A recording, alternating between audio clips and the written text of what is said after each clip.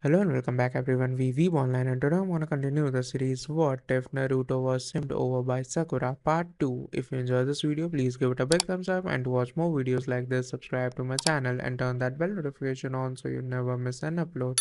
Now wasting no more time, let's begin. Sakura and Naruto traveled to Ichiraku, where they had a fantastic meal at a restaurant before separating to head home. Naruto remarked, "Well, I'll see you tomorrow, Sakura." Sakura gave a nod. To talk about their preparation for the upcoming round in a month, they planned to meet Kakashi at the training field.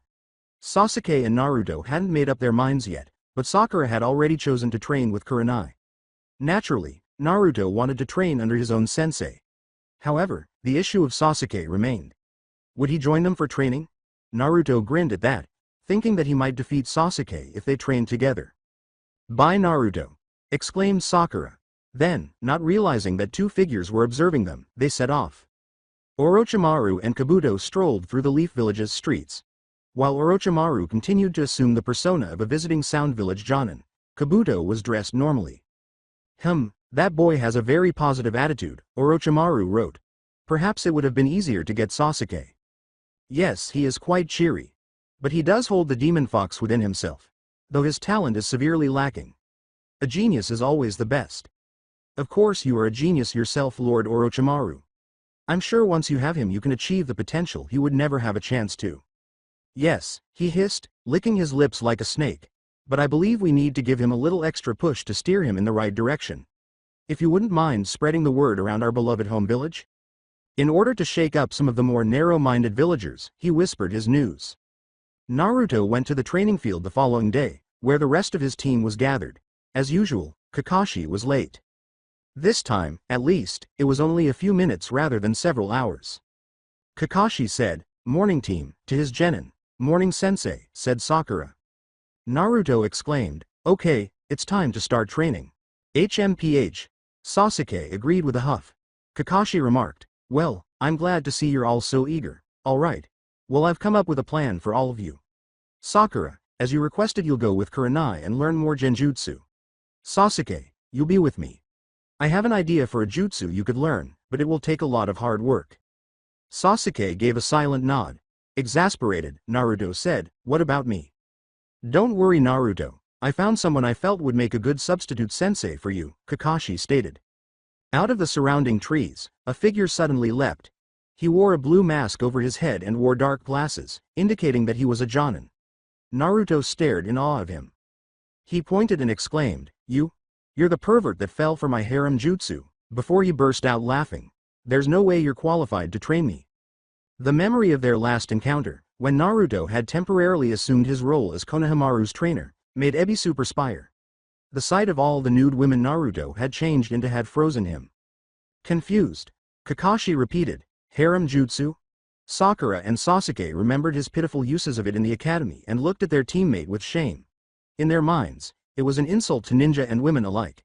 However, this guy couldn't be that good if he had truly fallen for that jutsu, could he? You just surprised me with such an unorthodox and unfitting jutsu," Ebisu replied. "I'm a great Jonin and specialize in training young ninja through basic and advanced training." "That's right, Ebisu is one of the best trainers there is," Kakashi stated. "Just give him a chance Naruto and I'm sure you'll get along." Naruto looked at the Jonin-clad shade. The dark glasses prevented him from seeing those eyes, however, he remembered the look on his face the day they had first met. At least he had a contemptuous mouth expression when he looked at Naruto. Naruto was filled with resentment as he thought about that and how many people in the village despised him because of his innermost feelings. He thought of all their vile gazes. He slightly curled his lip. Sakura touched her boyfriend's shoulder after noticing this. She said, "You okay, Naruto?" "Yeah," lied Naruto. "I'll see you later. Good luck with your training." Kurenai also bounded into the field as Naruto and Ebisu left. For the time being, the team had parted ways. For his mission, Kabuto wandered around the village in a different area. A group of civilians discussed what they had learned from the Chunin exam's preliminary rounds. One man remarked, "So we got Sasuke Uchiha. No surprise there, a girl named Sakura, Shino and Shikamaru from the Aburame and Nara clans, and Naruto Uzumaki." As if it were a curse, he uttered the last name. Kabuto grinned. "I still can't believe they actually let him become a shinobi. I wish he'd just get killed somehow, another man replied. That thing killed my brother in the battle long ago, voiced a third. I'd like nothing better than to put a kunai in him. Careful, the third Hokage won't be very happy if he heard you say that, said the initial. The person yelled, the third is a senile old fool, too soft. I think Danzo should have been made the fifth or even fourth Hokage. He is much stronger than the third. In terms of heart at least. He'd kill that brat no problem. Nah, he'd want to raise the boy as his own weapon. How can anyone hope to control that thing? He's always causing trouble, pulling pranks and causing chaos. Now that he's a ninja, I fear what he'll do next. Kabuto seized the opportunity to join the discussion. I heard he crippled one of the ninjas he met in the forest. Who are you? Inquired the first man. Just a genin who happened to be in the same preliminaries as the Uzumaki boy. I don't particularly like him as he was very loud and annoying. Must be pretty violent too in the right circumstances. From what I heard, he blew up the arms of one genin and maimed a girl as well, leaving a nasty set of scars on her face. The girl part had been accurate because Kin had been severely injured by Naruto and were supposed to be scarred, but it was Shino Aburame who had severely damaged Zaku's arms to the point where their squad was unable to continue. However, it was a good lie to increase the Leaf's disapproval and hostility toward Naruto. That animal, he should have never been allowed to become a ninja. Too violent. What kind of ninja attacks a girl? The third member said, we should do something, while he drank some alcohol. I know where he lives. Maybe we should take care of him ourselves since the Hokage doesn't have the guts to. Kabuto grinned. Good luck with that. I know some ninja that might be willing to help you with that. He left with a triumphant gait. This mission might as well have been about striking gold. For a few hours, Naruto trained with Ebisu. As part of it, the Jonin pursued him through the village's streets. That was entertaining. Naruto had attempted to avoid him by using shadow clones, but Ebisu also possessed that ability, so it wasn't the best course of action. Well, they worked on a new exercise after enjoying a bowl of ramen, or several bowls that Ebisu horribly and generously purchased. Alright Naruto, something we really need to work on is your chakra control. You are strong now, but you use up way too much chakra in your jutsu. If you can learn to control your chakra output, you'll be able to fight for longer periods of time. Really? Inquired Naruto eagerly. Yes, and I have just the exercise to allow you to learn better control, Ebisu replied. He had accompanied Naruto to the village's hot springs. According to Ebisu, we're going to learn to walk on water. Naruto made an incredulous face. Yeah, right. With a sly smile, Ebisu took a few steps back and stepped directly onto the men's hot springs water. But instead of entering, he stood on the water as though it were land. At the sight, Naruto's mouth dropped open. Wow. Ebisu smiled slightly. He had grown to somewhat respect the Uzumaki boy, though he would not confess it to Naruto. Konohamaru had learned from meeting Naruto that he had to put in a lot of effort and that there were no shortcuts to becoming Hokage. The boy appeared to be more than just a demon spirit. Ebisu clarified, okay, you already know how to use chakra to run up trees. You'll find it is similar here, but less solid, so you will have to get used to it. Naruto stepped onto the water after concentrating his chakra on the bottoms of his feet. However, he slipped under and fell into the hot water as soon as he planted his other foot. Should have taken my clothes off before I go into water, he cursed as he climbed out. He took off his clothes until he was just wearing his underwear. He then resumed his attempt to stand on the water. After going under a few times, he eventually. Hey, I think I can do it, Naruto exclaimed, standing afloat with ease. Ebisu exclaimed, ah, well done Naruto. You might make a good shinobi that could become Hokage after all. Naruto looked at him and said, huh? Ebisu reddened slightly. Well perhaps we should move on to something else. They made their way back outside to the men's restroom door. They were shocked to see a man wearing a metal headpiece and long white hair enter as Ebisu opened it.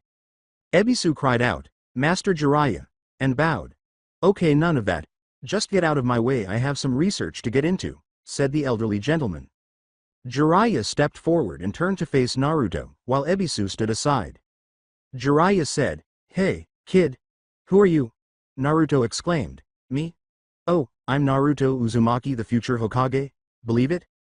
Jiraiya's gaze expanded. This is the son of Minato. To be honest, I didn't anticipate seeing him today. By now, he ought to be 12. He asked, is that right? Before examining Naruto from all angles. You're a little short to be Hokage. His mouth dropped open when he saw the seal-protected mark on Naruto's neck. The boy then looked up at him. Naruto scowled. Yeah? I bet I could take you on, old man. Nah, you'd get demolished before you could make the first move, Jiraiya replied. Naruto jumped at him and snarled. Jiraiya struck Naruto's forehead protector, knocking him back before his feet had even left the ground. The boy stood up, full of wonder. He said, "Who are you?" Like Naruto, Jiraiya exclaimed. "Jiraiya the Toad Sage. Just a moment ago. Now if you'll excuse me, I have some research to tend to." "Research?" asked Naruto. Jiraiya just walked to the fence surrounding the men's bathhouse without responding. In that direction, Naruto heard a faint female giggle. "Pervert," he muttered to himself. Ebisu frowned toward Jiraiya and said, "Come on Naruto, let's go." Despite being one of the three fabled Sannin, the man was also unapologetically honest. Ebisu never actively sought out the sight of nude women, even though he might have liked the idea. Naruto followed him to a section of the forest. "Alright, so we are going to need to have you learn a new jutsu if you plan to face Neji in the next round. He specializes in close combat, so something that could help with that is if you had a long-ranged attack that enabled you to attack from a distance." According to Naruto, "I have Kunai and Shuriken." "Yes, but chakra can be much more powerful. Your teammate Sasuke has already learned to use fire jutsu, a remarkable feat. Normally ninjas start chakra nature training at the stage of Chunin or higher. But I think in these circumstances it will be beneficial to at least try." Naruto inquired, "What are chakra natures?" "Oh, everyone has a specific element to their chakra. Fire, wind, water, earth, and lightning," explained Ebisu. Naruto said, "So I could do fire jutsu?" Ebisu pulled a few pieces of paper out of his pocket and remarked, "Perhaps, that is a common element in shinobi here. But there is a way for us to find out easily. These are a special kind of paper that react to people's chakra nature." As Ebisu removed one paper from the set and held it in his other hand apart from the others, Naruto looked on in bewilderment. The paper burned away after he held it for a brief moment. "The paper burns if you have fire chakra like I do," Ebisu stated. "It gets shriveled for lightning, wet for water, crumbles for earth, and gets cut for wind." He gave Naruto a piece and directed his chakra into it. The paper appeared to have been cut, as it split in two. Ebisu remarked, "Well, it seems you're a wind chakra user. That's very rare in the land of fire."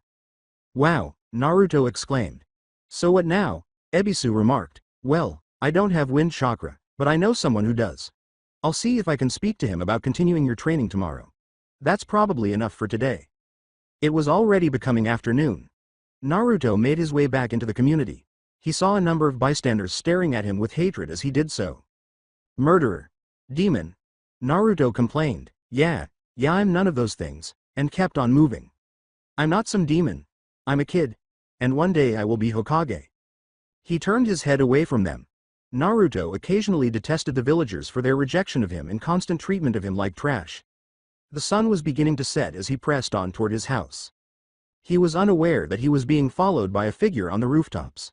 The figure saw that Naruto was being followed by a group of people, and there was a hint of murderous intent coming from them. Unaware that he was being followed by some civilians who kept glaring at him, Jiraiya watched Naruto as he made his way home. After a brief moment of observation, the men left as Naruto shut the door behind him. As a master of stealth, Jiraiya watched and stayed out of sight, totally unnoticed. He would have to keep an eye on this boy because he had a gut feeling that something was wrong.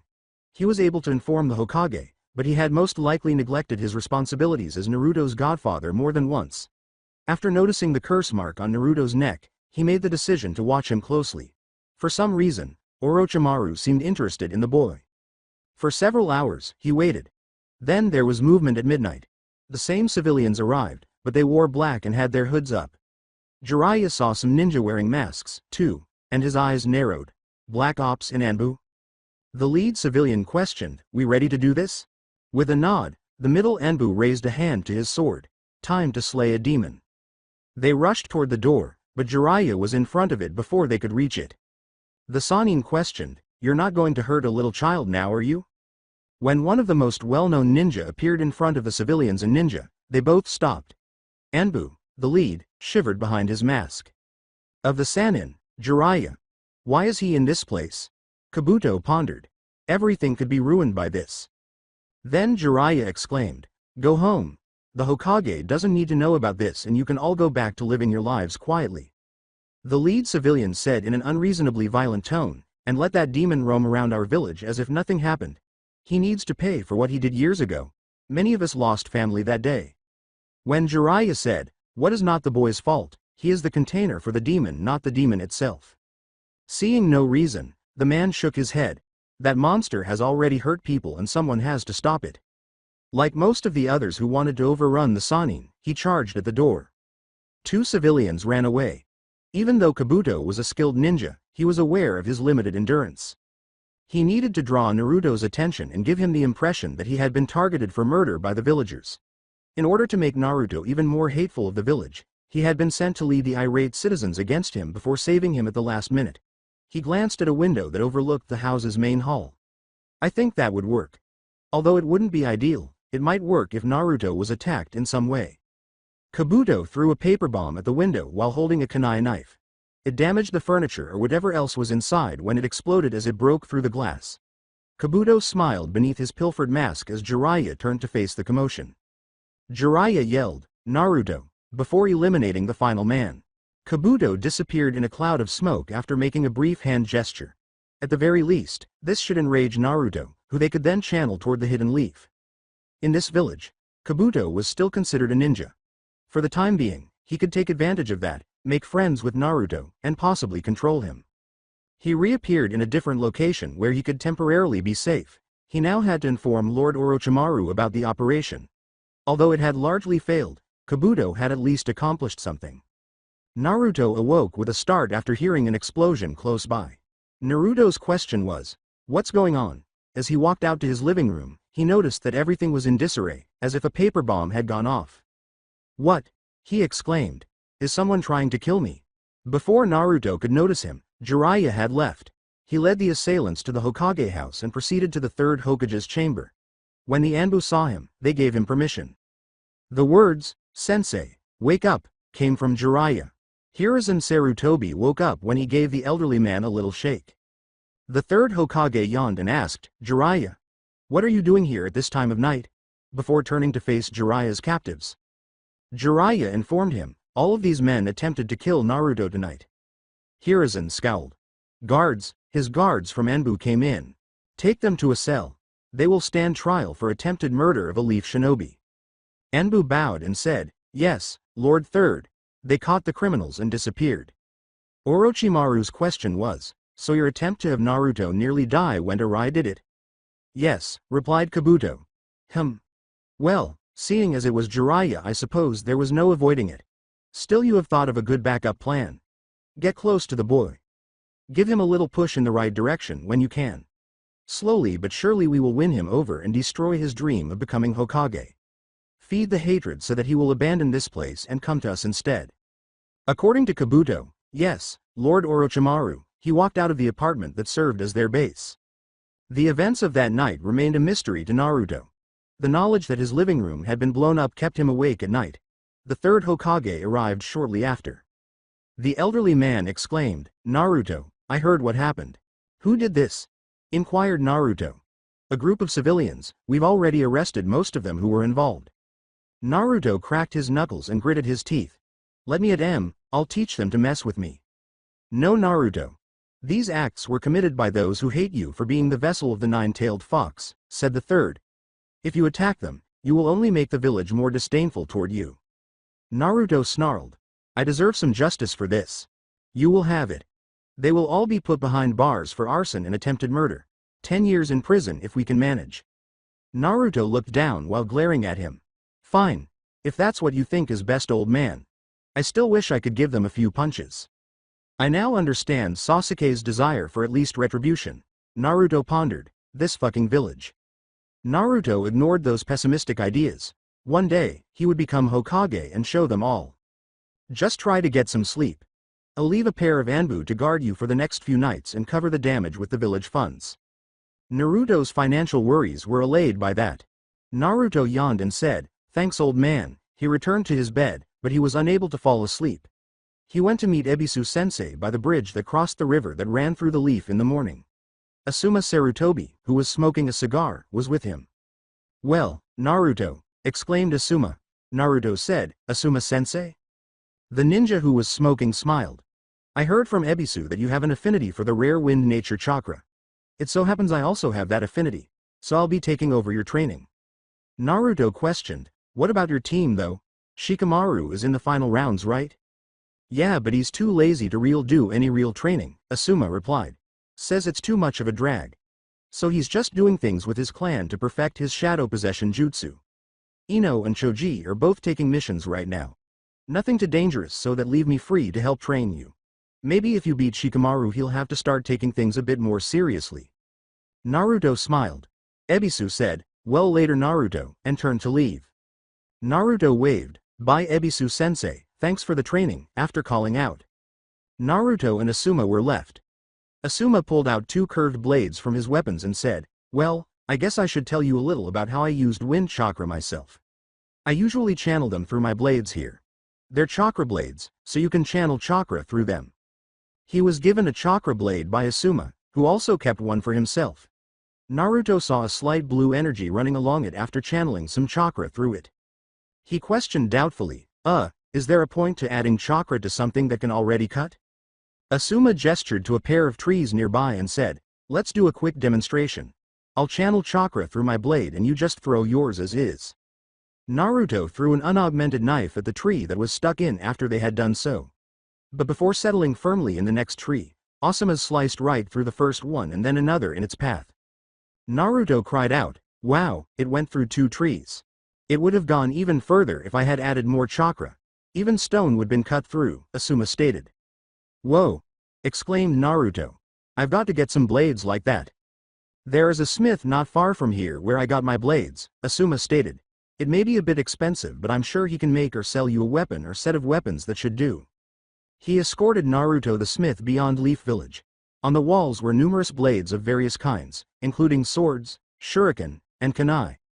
Naruto gazed curiously at the swords, but they're pretty expensive and I don't know how to use them, said Naruto. I'll cover it if you want one and you can pay me back over time, Asuma replied. It shouldn't be too hard to learn to wield a sword. Same basic strikes as the kunai to a degree. Naruto exclaimed, wow, thanks Asuma-sensei. He discovered a sword that seemed to fit him because it had a dragon-like guard and an orange cord. Asuma purchased it, and Naruto wore his new sword over his shoulder on a blue strap he had also acquired because his outfit was partially blue and this went well with it. When they arrived at a remote area of the forest, they started training. Even though he preferred the smaller knives, Asuma taught him the sequence of sword strikes that he had learned a long time ago. After a couple of hours, they took a lunch break before continuing. Asuma was happy with Naruto's understanding of the fundamentals by the late afternoon, so they added chakra to the mix. Big blades like that can have a good long-range attack, Asuma stated. Try channeling your chakra through it then swinging it. After drawing the sword, Naruto made a swing. His katana gave off a faint blue glow, but other than a slight breeze, it produced no ranged attack. Asuma said, you need to put in more chakra than that. The blade vibrated violently in Naruto's grasp as he clenched his teeth and used all of his chakra. Asuma shouted, that's too much, before Naruto could swing. When Naruto attempted to lower the blade, a powerful energy burst that destroyed a small area of forest and barely missed Asuma. Asuma let out a sigh. We have a lot of work to do. It continued nearly until sunset, but in the end, Naruto sent a wave of energy off his sword that took the form of solid wind blades, and they were able to adjust the chakra level to the proper amount. Good Naruto, said Asuma. That's enough for today. After spending so much time training with his new blade, Naruto was panting and perspiring profusely. Tomorrow we'll do one more technique and then I think that will be good enough for my share of the training, Asuma stated. After giving a nod, Naruto left for home. I'm going to beat you, Neji. Just wait, he said. The following day, Naruto and Asuma resumed their training. Alright. One more technique then I think it will be good for my share, Asuma replied. Yesterday you learned to channel wind through a blade but you can also channel it through your hand or even mouth as well. He gestured for Naruto to take a step back, so did the boy from Uzumaki. Asuma made the bird hand sign by putting his hands together. Asuma made a series of hand gestures and explained, this is a jutsu that is sometimes taught to wind users in our village. Wind style, gale palm. A strong windstorm erupted in front of him as he clasped his hands together. That will have enough power to knock a person back. It's a pretty basic wind style jutsu but it can be very useful, Asuma stated. Might work to keep Neji from getting too close to you. Naruto exclaimed eagerly, right. With this and my slashing wind jutsu I'll have this victory in the bag. Believe it. But first, Asuma reminded him, you have to learn the jutsu. I'll have this done in no time. It wasn't like that. Naruto still hadn't mastered it, and the sun was almost set. They finally started practicing the jutsu after Asuma spent an hour with him practicing the hand signs. One tree was uprooted by Naruto's wind burst, which ranged from a slight gust to a powerful whirlpool. Naruto remarked, I guess I still need to work on my chakra control. Every jutsu has a certain chakra requirement, Asuma stated. Finding the right output is crucial. Naruto persisted until he was able to control the proper amount of chakra. Unfortunately, he overdid it the next time, so it wasn't the end. Only 2 more times had Naruto done it correctly before the sun finally set. Asuma stated, that's enough for today, we'll try again tomorrow. With a sigh, Naruto left for home. The following morning, they carried out the same procedure. After applying his chakra and performing the hand signs for several hours, Naruto finally succeeded in performing the jutsu 10 times in a row, and it was finished. With his palm thrusting out, the jutsu could be completed by putting his hands together or using that. The wind caused him to shake the trees, and when he attempted to attack Asuma, it knocked him off his feet but did little more harm. Naruto let out a sigh. He said, I did it, through his trousers. Yes, might not be the most powerful jutsu but even weaker ones have their uses, Asuma stated. Well, I think that's probably enough. Continue practicing those 2 jutsu and your sword skills. Naruto vowed, right, as he lifted his new blade from the tree he had placed it against. After Asuma departed, Naruto went over the strikes he had studied the day before. Naruto yelled, ha, hia, ha, as he deflected the orange katana. He then used the blade to channel his chakra. Wind slice. Compared to the jutsu he had recently learned, his long-range sword attack was more sophisticated, but for some reason, he had found it simpler to understand. Naturally, shadow clones had also experienced this. He was unable to complete the basic level but was able to handle the master level with ease. Well, perhaps the fundamentals were simply beneath him. After all, he was the future Hokage, and he would punish those villagers for their constant rejection of him. Naruto gave a headshake. He asked himself, what am I thinking? I hate how they look at me but I don't want to kill them.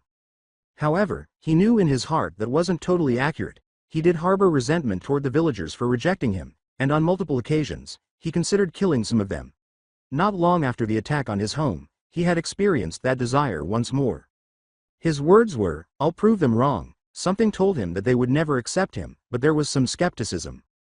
What was happening? Never in his life had he doubted himself. With a sigh, Naruto made his way back to the village. He had to get lunch because it was noon. He made a bowl of veggies for himself when he got home. He had tried to eat more of those since he first went out with Sakura following the Land of Waves because he believed they would aid in his development. He would always prefer ramen, but he was at least beginning to adjust to them. With any luck, this would make him taller soon. Being the shortest boy in the academy, he would have to grow taller and stronger if he wanted to become Hokage. As he had explained to Konohamaru, there were no shortcuts and he needed to eat and train properly. In a few days, he would eat ramen once more. Since no one lived with him, it was fortunate that he had mastered the art of cooking for himself. Naruto took a stroll around the village after lunch. Next, a voice said, well, Naruto, how are you doing? Kabuto caught Naruto's eye. He said, oh, hey Kabuto, in greeting. Just thought I'd take a walk and clear my head after training all morning. Well, good for you, said Kabuto, grinning kindly. I'm glad you managed to get to the main event. Hopefully you'll make a chunin in no time. Naruto exclaimed, yeah, I will. Believe it, loudly. Some of the local villagers heard his declaration and gave him a glare. Naruto returned the glare. He yelled, yeah, I will be a chunin, at them, and one day I will be Hokage. Kabuto surveyed the population. Careful not to bring up the subject, he said, I heard you know why they despise you so much. Naruto gave a nod. Naturally, Kabuto would have likely seen the incident as a youngster. Sometimes I thought you might want to leave the village, start something new, replied Kabuto. Naruto said, I never really thought of that, as his eyes widened. You'd probably have it easier somewhere else, pressured Kabuto. Why do you stay anyway? Naruto scowled. Well, I'm only 12 after all, and I don't think old man Hokage would want me to leave. Kabuto grinned and said, I'm sure you would understand if it was your choice. I'm sure any of the other villages would be willing to accept you. As long as you keep your secret. Naruto paused to reflect. Indeed, the temptation to go and start over was strong. However, despite everything negative, there was still some positive here. Now that he had a team, Naruto had recently met up with Sakura. Thanks for the suggestion, Kabuto, but I'm staying here, Naruto replied. I'll change everyone's minds and become Hokage, someday. Kabuto noticed a slight hesitancy at the end and grinned, realizing that he had successfully sowed the seed of doubt. Well, if you say so. Just looking out for a fellow shinobi, Kabuto replied. See you later. He left. Thinking that perhaps he would be better off outside the hidden leaf, Naruto turned in a different direction. He gave a headshake. For him, things were getting better here. After all, he had won Sakura's heart and altered her perception of him. He was not required to go. The voice called out, "Hey there." The elderly man who had been snooping on women in the bathhouse was visible to Naruto when he looked. He questioned, "Pervy sage?" Jiraiya remarked, "That's Toad Sage to you, kid, and I got news for you. I'm gonna be training you starting today." Naruto gave the elderly man a startled look, then he scowled. He questioned, "What could you possibly teach me? You're just a pervy old man." Jiraiya exclaimed, "I just so happen to be one of the strongest ninja alive today. I am Jiraiya the Toad Sage and one of the 3 legendary Sannin." Naruto remarked, "Sannin? Never heard of them." Jiraiya, "You're kidding." However, it was evident from Naruto's expression that he hadn't. The Sannin let out a sigh.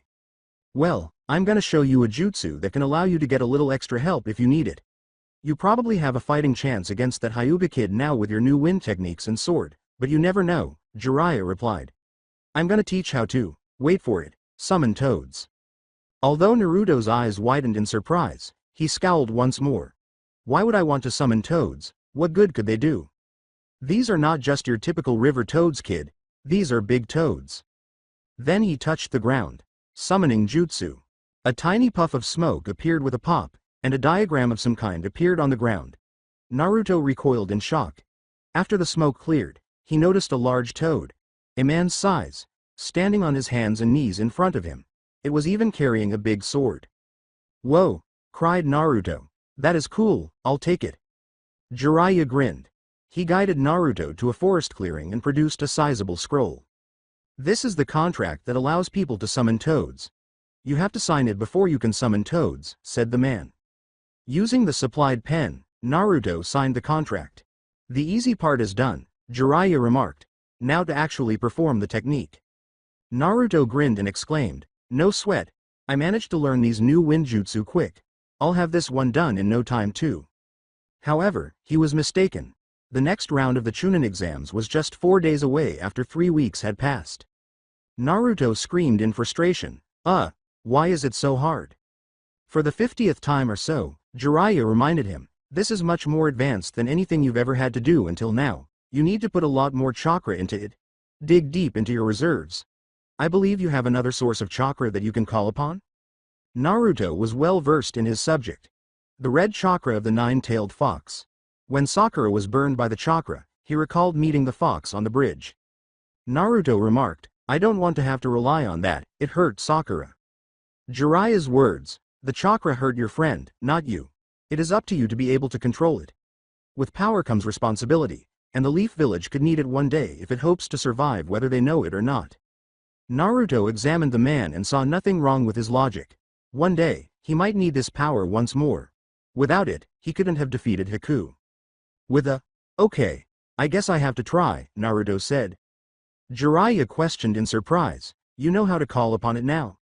"Yeah, I've been down there in that seal before," Naruto replied. He saw the seal containing the cage after closing his eyes and entering his subconscious. "Alright, you stupid fox. I'm gonna use your power at least a little," Naruto replied. "Give it to me."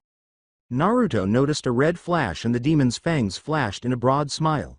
He felt the spark of power fill him as he returned to the outside world. Then he brought his hand to the floor and executed the summoning jutsu motion. Summoning jutsu. A giant toad materialized, and Jiraiya and Naruto were both raised off the ground as a puff of smoke appeared. It was almost the size of a small mountain and many times larger than the one Jiraiya had used to show Naruto the technique. On top of the toad's head, Naruto ascended. "I did it!" Naruto cried, leaping with delight atop the toad's head. "Yeah, you did it," acknowledged Jiraiya. "You might have actually overdone it. You summoned Gamabunta, the leader of all the toads. Even I can't handle him, he's a handful. The giant toad said, Jiraiya? That you? Yes, the wise man replied. According to Gamabunta, why did you summon me? I didn't, this kid here did, Jiraiya said, placing a hand on Naruto's shoulder. Gamabunta cried, what? It's true, declared Naruto. If it hadn't come from Jiraiya, Gamabunta wouldn't have believed it. You remind me of the fourth Hokage when he was younger, so I suppose you have some potential if you were able to call me at such a young age. Or you? Bunta. Jiraiya gave a headshake. Gamabunta held his long tongue, understanding the message to be quiet. Never mind, must have been mistaken. Jiraiya turned to Naruto and said, that ought to suffice. You've been putting in a lot of work, and the Chunin exams are in 4 days. I believe it would be wise to take a short break.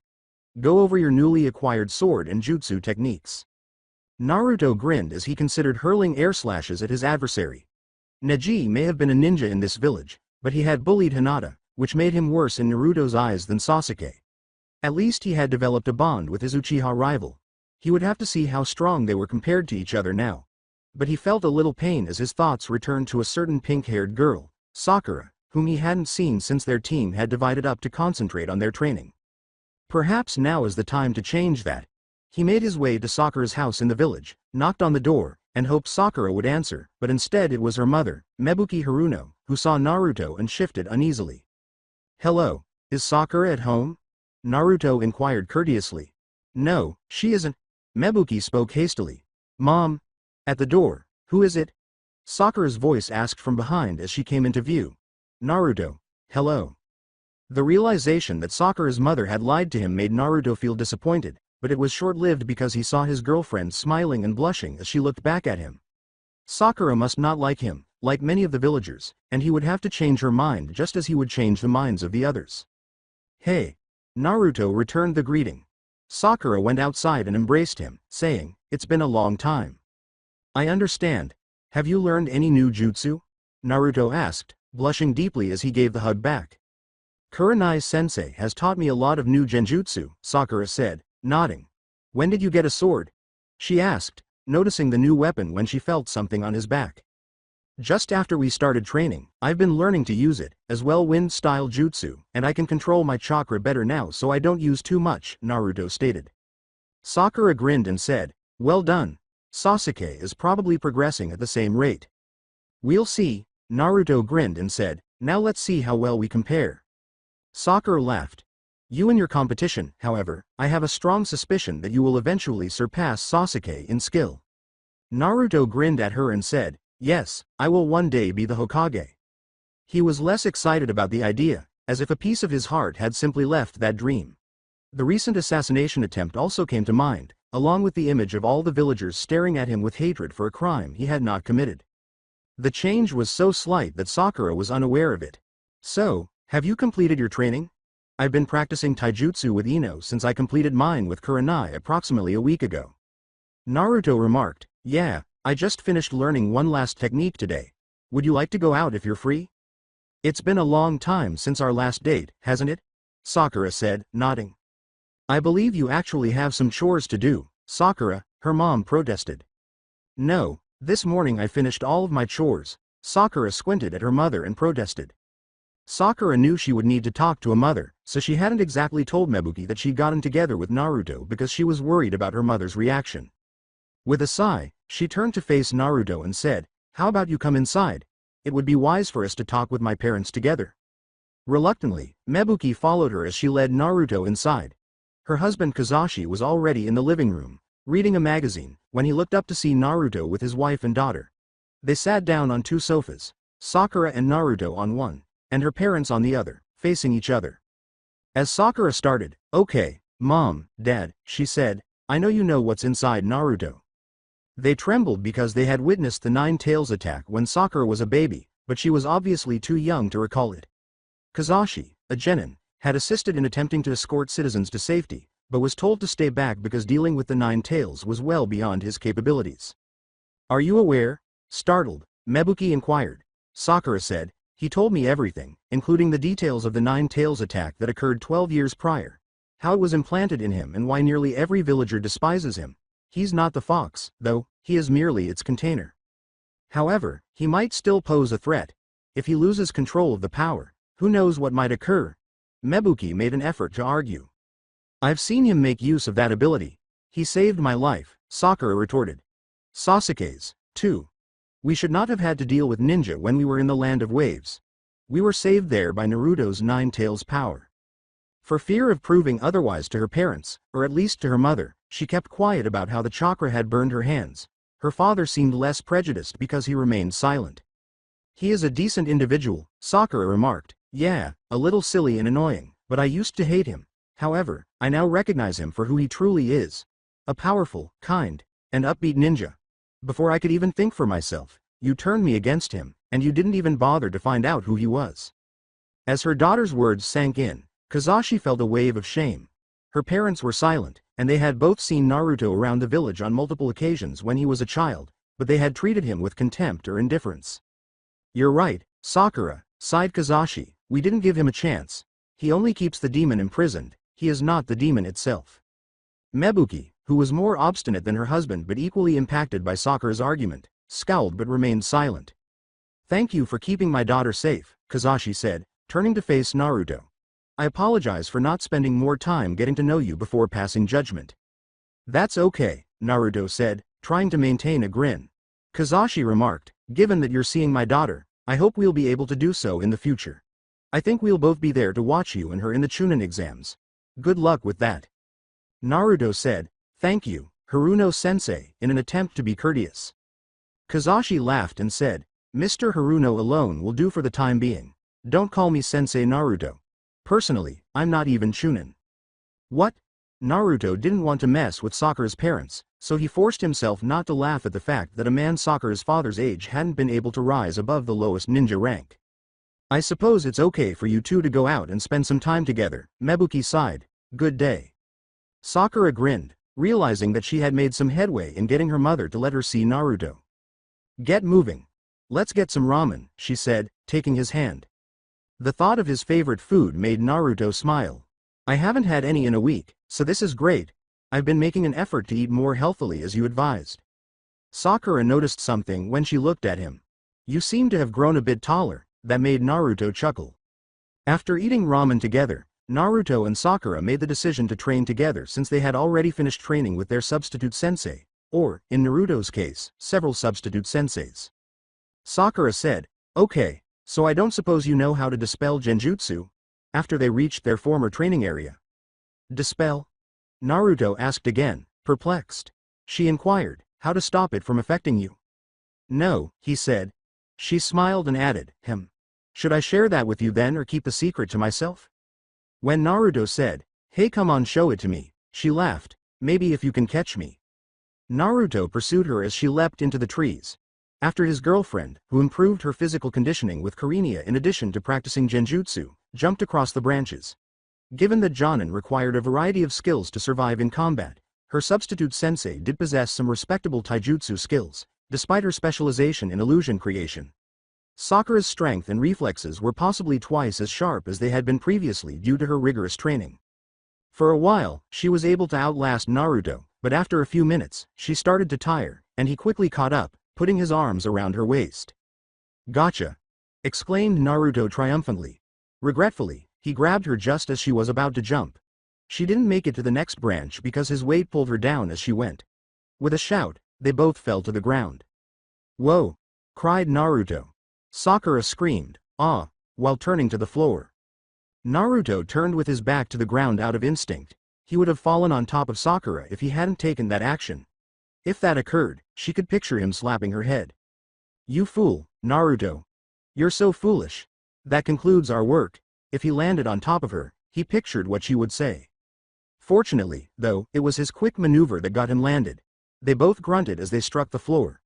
Sakura rolled several feet away from Naruto. They sat up gradually. Naruto said, you okay? In a slightly frightened tone. She frowned slightly as she said, yeah, but she didn't scold him. Guess I shouldn't have had you chase me through the trees. You mean she was blaming herself? I was relieved. Naruto laughed and rose to his feet. Alright, I caught you, now you have to show me how to stop genjutsu.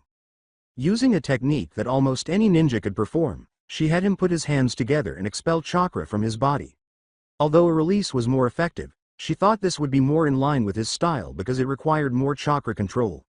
While Sakura tried to perform a genjutsu, he released chakra. Hey Naruto. There you are. Sasuke's sudden appearance was unexpected. I want to fight you. Come on. Let's see who's really the stronger. Naruto was surprised by that delusion. Had he not known Sakura was practicing genjutsu, he would have been duped. Naruto put his hands together and declared, I do want that Sasuke, but only against the real you and not some imposter. Naruto disrupted his chakra flow, making the phony Sasuke disappear. Sakura grinned. After that, Naruto demonstrated to her the methods he had been practicing with the wind chakra and his new sword. Wind slice. Naruto exclaimed as he sliced through a tree with a wave of chakra from his sword. Sakura said, Whoa, upon seeing. Naruto grinned. Yeah, I'm gonna cut down everything that gets in my way of becoming Hokage, believe it. I do believe it. Sakura exclaimed. She continued practicing taijutsu with Naruto. As she usually did when he did something foolish, she took care not to strike him too hard. She was able to challenge him, but he remained her superior in that respect. They were both panting by the end and fell onto their backs, drenched in dirt and perspiration. Sakura remarked, I think we're both ready for the Chunin exams. Naruto crawled over to lie beside her and nodded. After a few minutes of kissing, they stood up. Naruto and Sakura were both on their way to the hospital as the Chunin exams were just a day away. Since Naruto had not heard of the older Genin's release from the hospital, he had made up his mind to go see Rock Lee. It seems that his battle with Gaara had left him in a coma. However, they had a foreboding feeling that nearly made them stop as they got closer to the room where Lee was staying. You feel that? Inquired Naruto. Sakura said, yeah, as they strolled hand in hand, her holding a get well card in one hand and a bouquet of flowers for Lee in the other. Knowing that they felt like killing each other, they supported one another by squeezing hands before pushing into Lee's room. Gaara was inside, facing away from them, staring at Lee, who was sleeping soundly and oblivious to the fact that his life was in jeopardy. Hey! Exclaimed Naruto. What are you doing?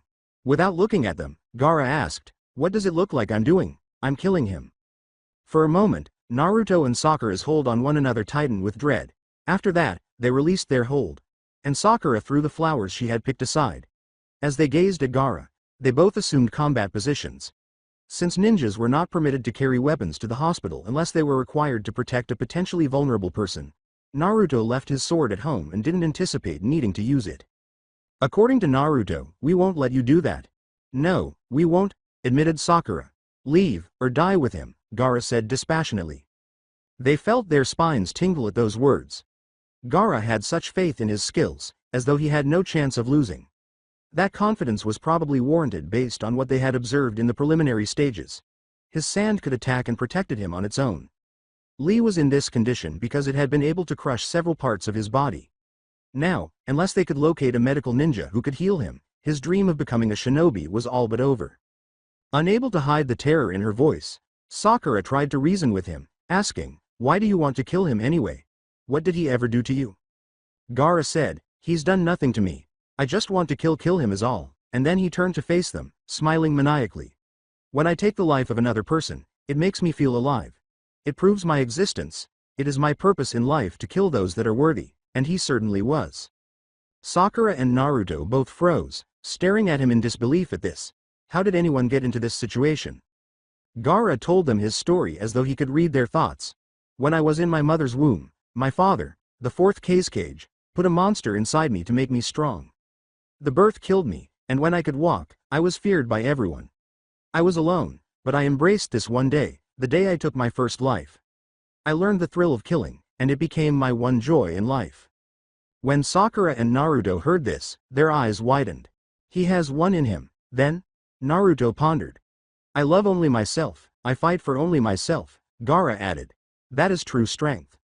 Naruto remarked, we're so similar, but we're so dissimilar. Had I never met Sakura, Iruka-sensei, or anyone who opened up to me, could I have become like this guy? I'm not sure if I can defeat this guy. Naruto started to tremble. Sakura gave him a startled glance. Naruto. What's wrong? The couple was encircled by more sand that poured from the gourd on Gaara's back. Die! Exclaimed Gaara. Sakura and Naruto were certain it was over when all of a sudden. From behind came a voice that said, what's going on here? In the doorway stood Lee's sensei, Might guy, who resembled him almost exactly. Although Sakura would have thought they were father and son, they were not. Nevertheless, it appeared that they were close enough. Guy narrowed his bushy eyebrows and said, "Are you not causing trouble?" Gaara gazed at the Jonin, his expression still emotionless. However, he was torn inside. "There's something about this guy that makes me feel this way. I can't defeat him," Gaara pondered. "No," he replied. "I was just leaving." As Gaara left, Naruto and Sakura exhaled in relief. Naruto remarked, "Thanks sensei, I thought we were goners." "Yeah," Sakura said, following Gaara through the door, "he's a lot like you." "I know," said Naruto. "I don't know if I can ever beat him." Sakura gave him a pitying glance. It must have been nerve-wracking to see someone so much like him. However, even so. Bam! Ow! Naruto rubbed his wound from her blow. "What was that for?" Sakura yelled, "Doubting yourself. Or, you are a great ninja. He may have a monster inside him, but he talks like a monster. As if he's become one. He is not as strong as you, maybe physical, but not in spirit. He's weak. He let himself be consumed by the monster within. You haven't." Her emerald eyes were stern as she gazed at him. She spat out, "You managed to remain you despite everything you went through. All the ridicule from the villagers, as she peered out the window, and from me." She cast a pitying glance at her previous treatment of him. With unwavering devotion to Sasuke as a fangirl, she scorns him and consistently turns down his advances. Tears started to form in her eyes as she reflected on how she had treated the person she had come to love, so Naruto came over and put an arm around her. She looked at him and said, "I'm sorry I hit you." "I needed that," mentioned Naruto. "It really snapped me out of it, thanks Sakura." Sakura gave Naruto a hug and apologized for being harsh with him. Naruto remarked, "You're the brains, I'm the brawn. Maybe if I'd paid more attention in class 1 wouldn't be so stupid." Guy stated, "Brains aren't always necessary. Lee managed to become a ninja with only taijutsu. Sometimes all a ninja really needs is the guts to keep going no matter what. And I've seen that you have that, Naruto, just like Lee. I'm sure you'll become stronger than someone who fights only for themselves. That can be strong, but those that have no one and are truly alone don't have anyone to rely on. When you have someone by your side, you can get stronger together." Sakura and Naruto grinned as they turned to face him. Guy gave them a thumbs up and said, "Let the power of youth and guts guide you both forward, and if you add a little intelligence and a lot of love into the mix, you might just become the strongest ninja of all." After listening, Naruto remembered a comment made by Haku. "Protect the one that's precious to you." Naruto remembered what Haku had said and nodded to both Guy and himself. Naruto remarked, "Thanks Bushier-browed sensei, I'll do my best."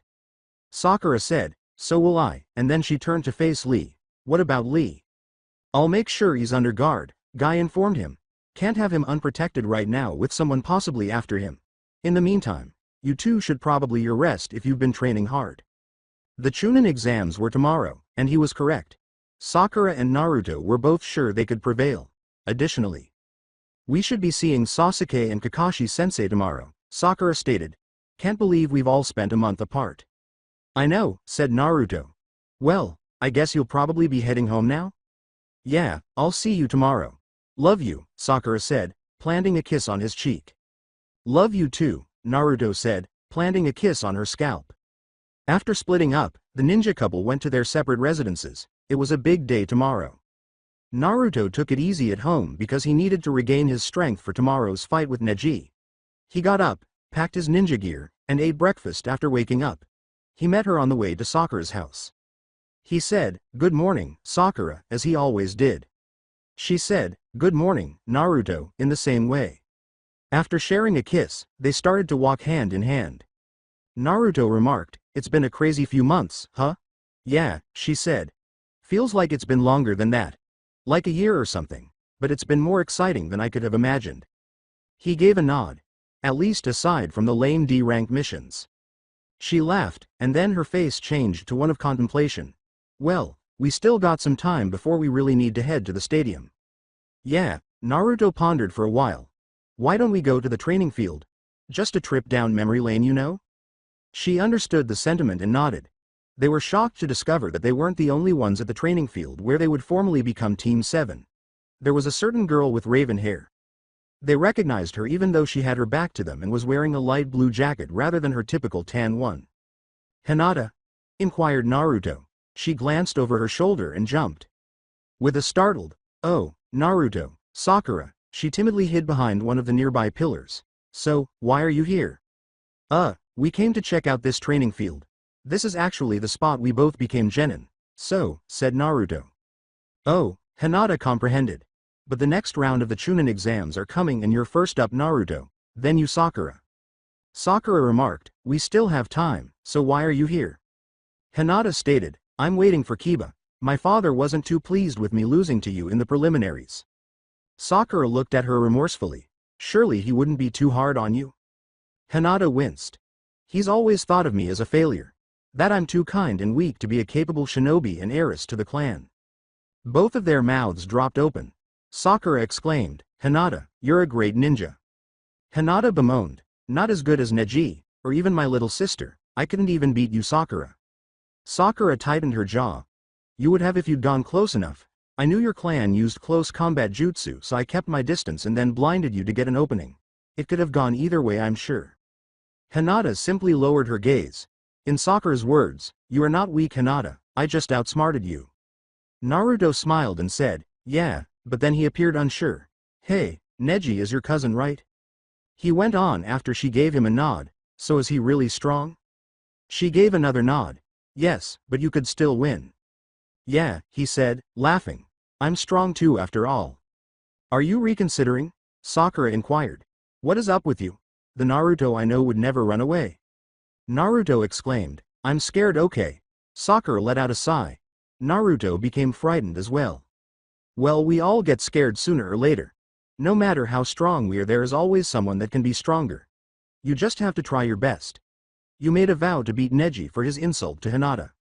She knew that was only done because Naruto cared for Hinata, so she wasn't jealous. She wished it would make him stop. Yes, it did.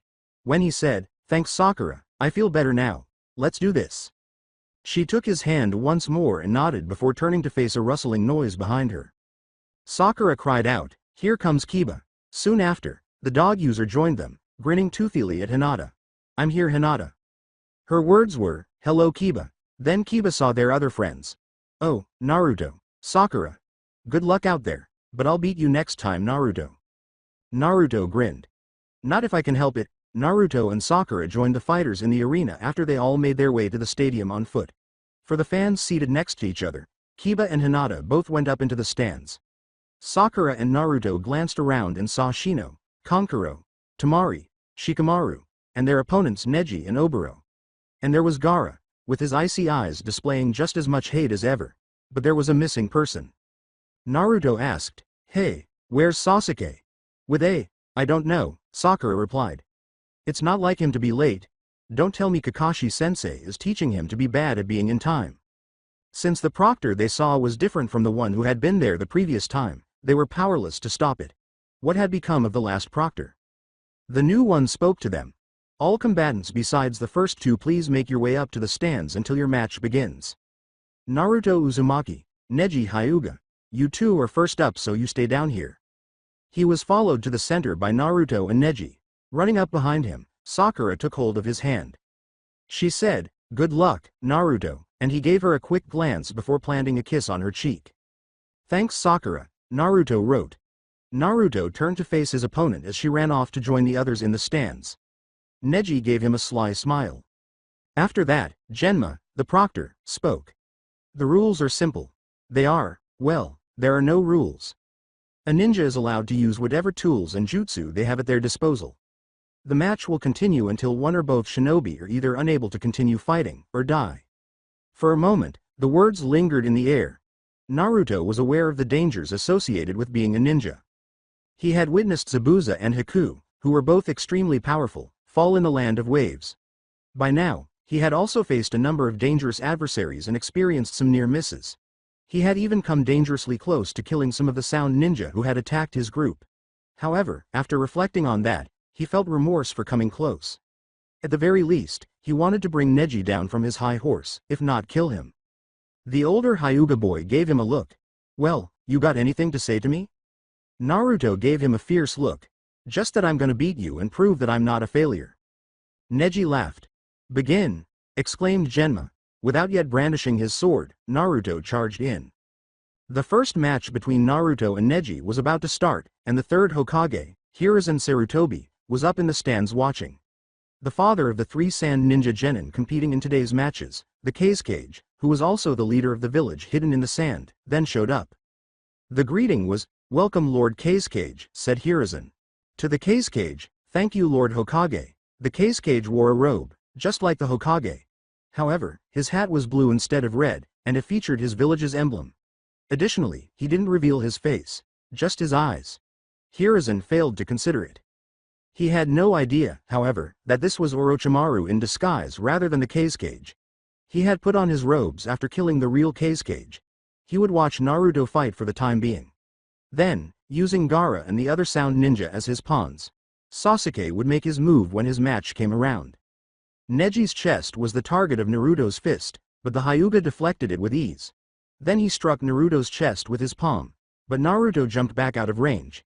He was aware that a single blow would debilitate him and significantly shift the balance in Neji's favor. "I can assist you in defeating him." In Naruto's mind, a voice he recognized spoke. Knowing that the voice was that of the fox, Naruto clenched his jaw. "No," he pondered. "I don't require your assistance. I promise not to harm anyone the way I did Sakura." "Come on, you want to demonstrate your strength to these people, and so do I together, let's show them."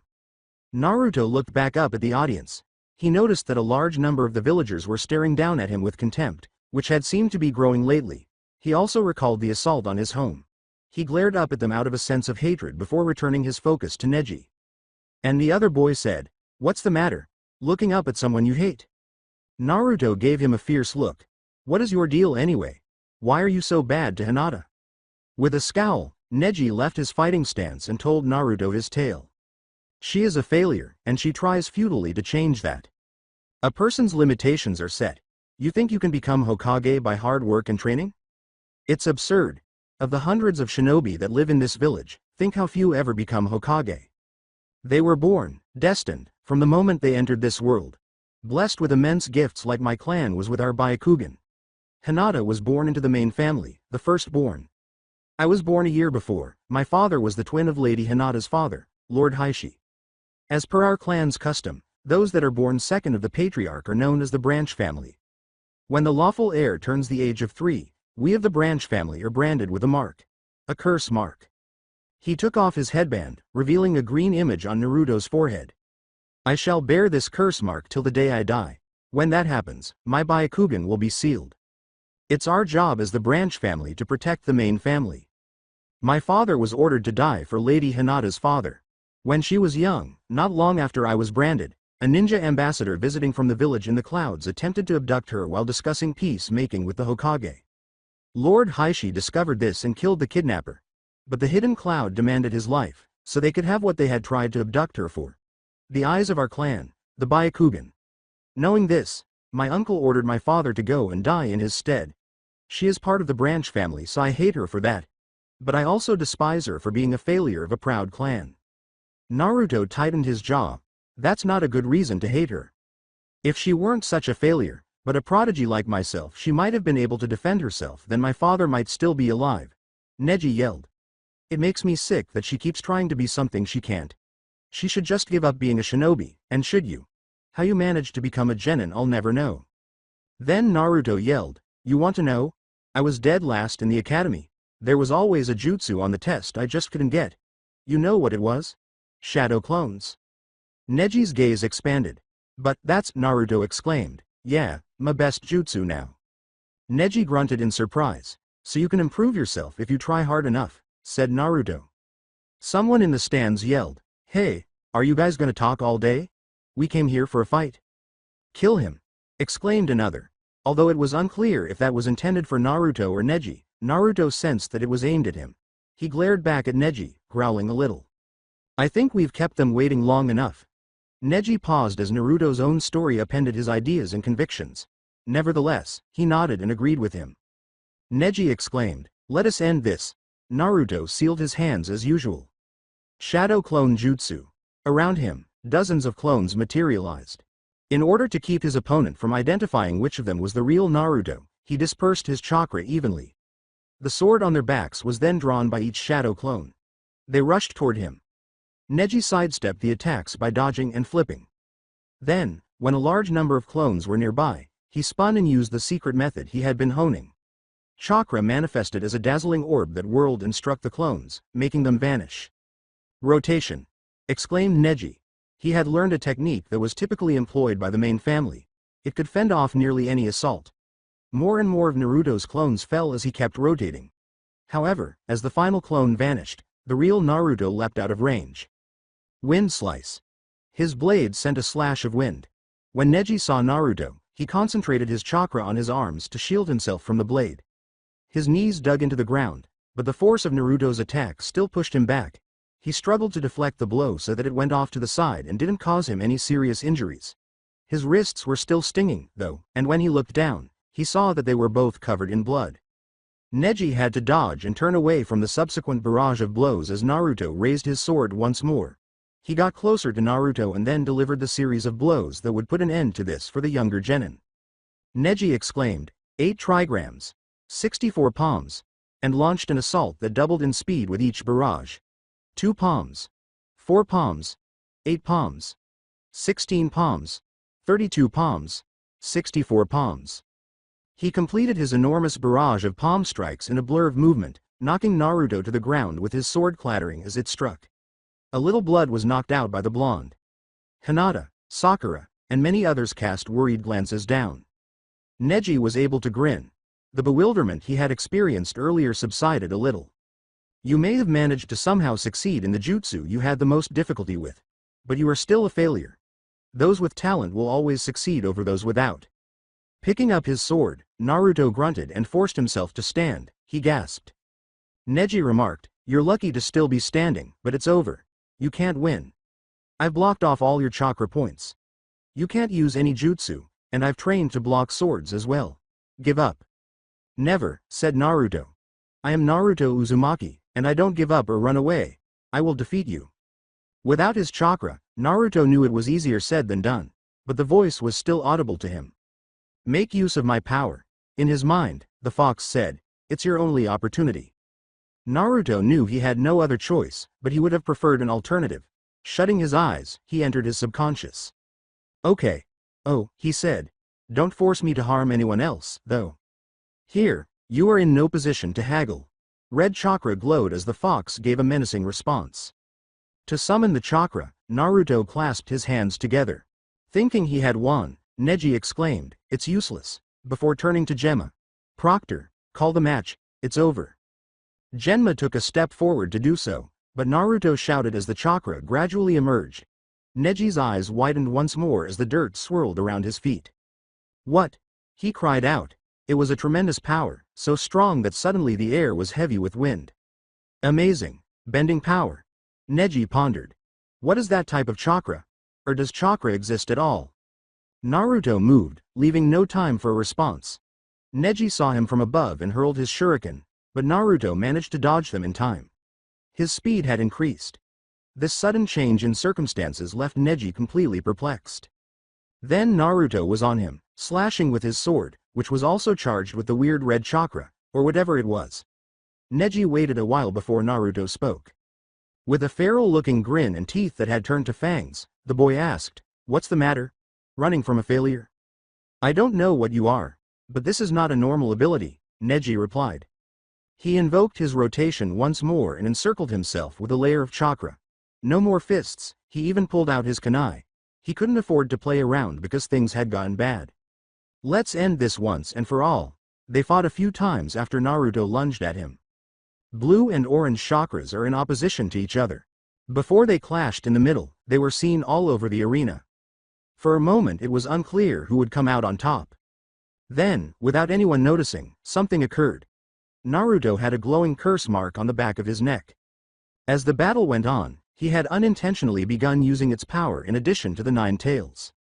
Orochimaru and the 9 tails had agreed that one chakra would draw from the other. At the moment, the 9 tails' power held sway, but Orochimaru planned to make his presence known eventually. His scheme would still be effective even if it only made it possible for the 9 tails to flee once the seal was sufficiently compromised. He might figure out how to enclose the demon within himself. Perhaps Sasuke Uchiha was also tempted by the prospect of possessing the Sharingan, but Naruto's possession of the nine tails meant that he probably had the strongest vessel. A cloud of dust appeared, and Neji was overwhelmed by the combined power of the nine tails chakra and the tiny spark of power from the curse mark. Naruto was seen standing over him when it came out.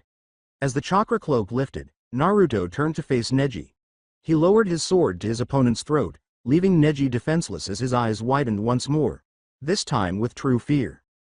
"You will treat Hinata with kindness from now on," Naruto stated, "and I know you're wrong about your view on destiny." Neji lacked the strength to argue. After sheathing his sword slowly, Naruto turned to leave. Then something unexpected occurred. "Naruto! Naruto! Naruto!" Naruto heard the villagers calling his name as he looked up. Not all, but a good number. He was gaining their favor. This development did not sit well with Orochimaru. Shutting his eyes, he concentrated on his mark, which enabled him to communicate with the nine tails. "This might put our operation at risk. To make sure the boy despises them, say something to him." "All right, Snake Sanin, but only for the opportunity to get away," said the fox. Then he addressed Naruto. "You know, they're just sucking up to you. They fear you because they witnessed you using that power." Naruto's smile vanished as his prisoner's remarks managed to raise some questions. Sakura exclaimed, "Naruto! That was great," before jumping down and giving her boyfriend a hug. Naruto gave the hug back with a smile. At least he knew she was sincere. Perhaps he and the other villagers had taken a first step. However, he was most likely still a long way off. "But is it worth it? Taking charge of this village that mistreated and despised you?" the fox inquired. That was not answered by Naruto. He was no longer so certain. Sakura hugged Naruto for winning, and since she was up next, she remained in the ring. Oboro, her opponent, came down from his seat in the bleachers. His eyes gleamed bloodthirstily as he gazed at her. She felt a tiny chill go through her body. Without Naruto or Sasuke to shield and support her, she would have to deal with this alone. Recalling his brief encounter with Sasuke, Oboro thought, "You're the only chance I'm going to get at retribution for your other teammate attacking me in the Forest of Death." Sakura positioned herself in front of Oboro in the arena. Gemna raised his hand and said, "Ready? Begin," before lowering it. Oboro started making hand signs right away. Sakura kept a close eye on Oboro as he started to grow, seemingly giving birth to other hymns. "Did you use a clone jutsu?" Sakura was more than accustomed to seeing shadow clones because Naruto used them frequently, but the creation process didn't look the same. They were always seen in a cloud of smoke. Is this a distinct type of clone? The possibility of Oboro creating water clones was eliminated because there was no water in the area. She would simply have to deal with it as best she could, whatever it was. In order to attack the clones or whatever they were, Sakura pulled out a set of kunai. The clones came into contact with the shuriken, but they remained. They snarled like beasts as they moved toward her. When the first one came close, Sakura threw a kick out, and the same thing happened. She felt the impact of her blow. The clone, however, remained. Were they duplicates? Or something else? He had previously used genjutsu. Sakura recalled seeing Oboro in his most recent bout. Perhaps this is also a genjutsu. She clasped her hands together. Release. Around her, the figures flickered but remained. Oboro said, "I'm sorry, but a standard release won't work against my genjutsu. I've trained in this since I was young." Sakura tightened her jaw. It had only been a few months since she began taking genjutsu seriously. He was more experienced than she was. Instead of concentrating on her growth as a shinobi, she silently cursed herself for wasting so much time chasing Sasuke. One of the illusionary clones launched an attack, but she blocked the blow with her fist, just for it to go through her. These tricks aren't even worth her time. The real one had to be found. She leapt over the illusions into the air. A kunai knife flew at her, barely missing her, and she saw a flash of silver as it did so. The attack had undoubtedly come from that direction, but she was unable to see anything. She hurried over while making hand gestures. Two of her clones also showed up, pictures that would hopefully confuse Oboro but couldn't fight. In order to prevent her adversary from identifying the true one, she swiftly moved with her clones. Just in time, as one of her clones flickered and burst after being struck by another shuriken that was thrown at her. Oboro's voice mocked, "Ha ha ha. Your clones are just a cheap imitation of your boyfriend's jutsu." After smirking and drawing a kunai knife while attacking with a paper bomb, she executed another genjutsu release. Although it was unable to break the illusion, it would at least make it falter and briefly reveal both the jutsu and the real Oboro. She would then have someone to target. Sakura frantically looked around, noticing the fake clones and another Oboro nearby that had never been there before. She could only see a terrified expression on his face because of the mask covering his mouth, and he was standing directly beneath a tree. A few seconds after Sakura threw her kunai knife, it exploded, and Oboro emerged. He was slightly singed when he landed on the ground after diving out of the bomb's path. Meanwhile, his fictitious clones disappeared. Sakura launched an offensive, moving in unison with the rest of her clones. Although only the authentic Sakura was capable of causing harm, both drew shuriken. Oboro struggled to avoid the shuriken as it spun through the air, but one of them managed to sever the band covering his forehead, leaving a tiny scrape on the metal's edge. He stood up, growled, and grunted. "You damn girl! How dare you scratch my headband?" Sakura remarked, "It's better than your real forehead." Then he examined her forehead. "You got a pretty big one, huh? Freak size." Many people who knew Sakura since her early years shuddered at that, knowing that it was something she would be teased for. Sakura's eyes glowed with fire, and she appeared enraged. She shouted, "What did you say?" Sakura's rage was a terrifying display that left Oboro speechless. Naruto was all too familiar with this feeling. He flew against the wall after she delivered her first blow. Sakura shouted, "Shaw!" But she didn't stop there. After blow, Oboro took a beating from Sakura that was worse than Naruto could ever remember. His nose was bloody, his ribs were cracked, and his arm was broken. Shikamaru remarked, "Remind me never to make Sakura mad." "No kidding," claimed Ino. "She never liked being teased for her forehead." Genma exclaimed, "The winner is Sakura Haruno." Sakura let out the last of her rage with a sigh. Because they were a little afraid of her outburst, the crowd didn't yell her name like they did Naruto's. But now that everyone knew not to make fun of her forehead, she simply grinned. She moved into the combatant stands, where the Sand siblings, Naruto, Shino, and Shikamaru were all gathered. Naruto exclaimed, "Excellent work, Sakura," as he perspired a little. Grateful, she said, "Thanks Naruto." But she became concerned as she looked around. His match was up next, and someone was still missing. She inquired, "Where is Sasuke?" Naruto gave a shrug, "I don't know." After they waited, Genma announced something. "Because of Sasuke Uchiha not yet arriving, we will be giving him more time. In the meantime we will be moving on to the next of matches." Shikamaru laughed. "That means my match is already closer. Man, what a drag." Kankuro and Shino Aburame. "You're up." Shino was about to jump down, but... "No, I forfeit," exclaimed Kankuro. "What? Before the game even started?" Naruto. "What's that about? I always thought that guy liked to pick fights." Sakura scowled suspiciously. "Maybe there is something wrong with that puppet he has?" Actually, Kankuro didn't want to take the chance of revealing his puppet's full range of abilities in front of all of these Leaf Village ninja. If he did, he might find himself in a precarious position in the upcoming conflict. It was almost time for the betrayal of the Leaf to happen. Tamari, who was aware that she was next on the matches, caught his attention. "It's all up to me, I suppose." She waved her fan and pondered. "Very well, the next match, which was meant to be the last one, is Shikamaru Nara versus Tamari," said Genma. Tamari exclaimed, "I'm ready," as she bounded down from the bleachers. Ino exclaimed, "Go get her Shikamaru." Choji urged his best friend, saying, "You can do it." Shikamaru let out a sigh. "Why are all of these matches being accelerated? I'm not yet prepared. Oh, perhaps I should also forfeit. I don't feel capable." Tamari yelled, "Hey, lazy," as she looked up at him. "You gonna get down here or what?" "What?" sighed Shikamaru. "Shikamaru, hurry up. The audience is eager to see some action," Naruto said as he stood up. Shikamaru surveyed the bleachers. "Combat. Fight. Fight. Fight." He whispered, They just want to see Sasuke. Go down there." As he pushed Shikamaru a little, Naruto said. Sadly, Shikamaru was pushed just enough to fall off the railing he was leaning on and land in a heap on the ground without any grace. "Naruto, damn you," he yelled at the spectators. "Kick her in the butt," said the blonde, but not literally. Sakura uttered those words. A few people laughed at that, and when Shikamaru remained motionless for a few seconds, the crowd threw trash and jeers at him because they wanted a fight. "Shikamaru, hurry up," from her seat in the stands, Ino called. "You lazy person is the only one who will get their ass kicked here," Tamari said, folding her fan and charging in. "Hey, I have yet to say begin." Behind Shikamaru, Genma uttered the words. Yes. Tamari raised her fan and shouted without paying attention. It would be cool if I gave up on a girl without trying, but now that I'm here, I might as well do it. I forgot, this girl is a spunky one. I hate spunky, Shikamaru said.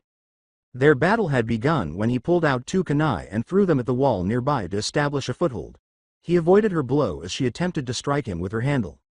As he stood on his 2 kunai, Tamari attempted to hit him with a wind blow from her, but he swiftly disappeared. Shikamaru hid in the trees, staying in the shadows of them and the wall to take full advantage of his clan's shadow manipulating jutsu. He did wish for something, a hole in the ground, that would allow him to extend his range and drive his opponent into a trap, but there were none here, so he just have to think of his own plan. Looking over his shoulder, he realized he had 2 options. Wait for the sun to set, which would allow him to make the shadows go farther. It was already past midday, so the sun would begin to set. The other option, however, seemed more of a drag, but he might just have to take it. Charge in and get close to use his shadow possession jutsu on her. He hated the idea of running to an opponent's head, but he didn't currently have the luxury of a secret weapon. Shikamaru sighed as she smirked and drew a line in the dirt with the butt of her fan after realizing that she was too far away to be hit by his shadow. He thought, what a drag. I guess I'll have to charge in as soon as I see her let her guard down. For some reason, Tamari wasn't immediately attacking to beat him, so he waited for a few minutes. I could easily just go in and beat him, but for now, Tamari thought, I need to stall until Sasuke comes. I could do this all day if necessary. They stood motionless for a while before Shikamaru tried another shadow position jutsu. She knew it was too far away to reach her, but to her surprise, it reached the line she had drawn in the dirt and kept coming. She quickly leapt back to avoid the jutsu, which fortunately didn't go very far. She looked up and saw that the sun was slowly lowering, which benefited Shikamaru because the shadows would get larger the lower the sun got, so she would have to figure out how high the sun was and how long the shadow was. No problem, she thought. Tamari, over you. From the fighters' stands came the shout of Konkuro. While she was looking up at the sun, Shikamaru had taken off his jacket and made a makeshift parachute, which created another shadow that passed directly in front of her. She looked up at her brother's voice and noticed something floating in midair. A jacket attached to a kunai knife, floating around like a parachute. She thought it was the end, but as the shadow line of Shikamaru's jutsu stretched, her eyes widened and she was forced to retreat once more, this time jumping around the area several times. I'll have to charge in and try to get close enough to possess her with my own shadow if this doesn't work, Shikamaru thought. Shikamaru's additional range disappeared as soon as the parachute touched down, and oh no, what a drag it is to have to charge in whenever I spot an opening. He glanced at the spot on his jacket where it had fallen. He could also pick it up and use it again to cast an extension shadow, but Tamari would probably anticipate that. He might be able to take advantage of that, though. Well, that might work. It was time to finish this. Tamari felt the same way, saying, I have to end this quickly. I've stalled for as long as I can afford, and the longer this battle goes on, the more his range increases. In order to divert Shikamaru's attention with her clone jutsu and then capture him with her wind scythe jutsu, she inserted her fan into the ground, making herself invisible, and then she got ready to make the hand sign. However, Shikamaru had spotted his opening and, as soon as the fan obscured her view, he got up and ran in. Unfortunately for her, this worked both ways, and he was unable to see her, and she was unable to see him. He swiftly made a hand gesture and a clone image that ran toward his jacket, making little noises with his feet as he ran, but it was enough to alert Tamari that her opponent was moving and approaching. She turned to see the clone making her way to the jacket. Oh no, you don't, he's attempting to get his jacket back. Wind scythe jutsu, she said, picking up her fan. The clone was merely a distraction.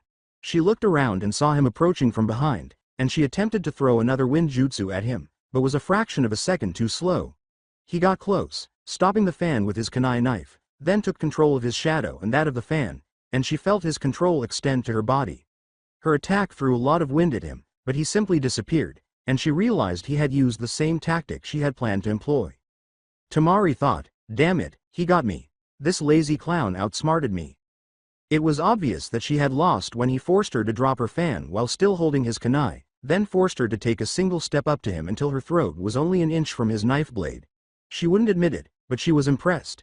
The only way it could be more impressive would be if he did something even more unexpected, like strike from underground or something. Guess I should consider myself lucky. If I had been much further away I would have been out of chakra by the time I reached you, said Shikamaru. Then I would have forfeited and given you the match. At that, her eyes grew wide. She glanced at the kunai a few inches away and said, "Well, you got me, I forfeit." Genma gave a nod. Shikamaru Nara is the winner. The audience that had earlier jeered Shikamaru roared with excitement, but there was still a problem. Sasuke was nowhere to be seen. "Where is he?"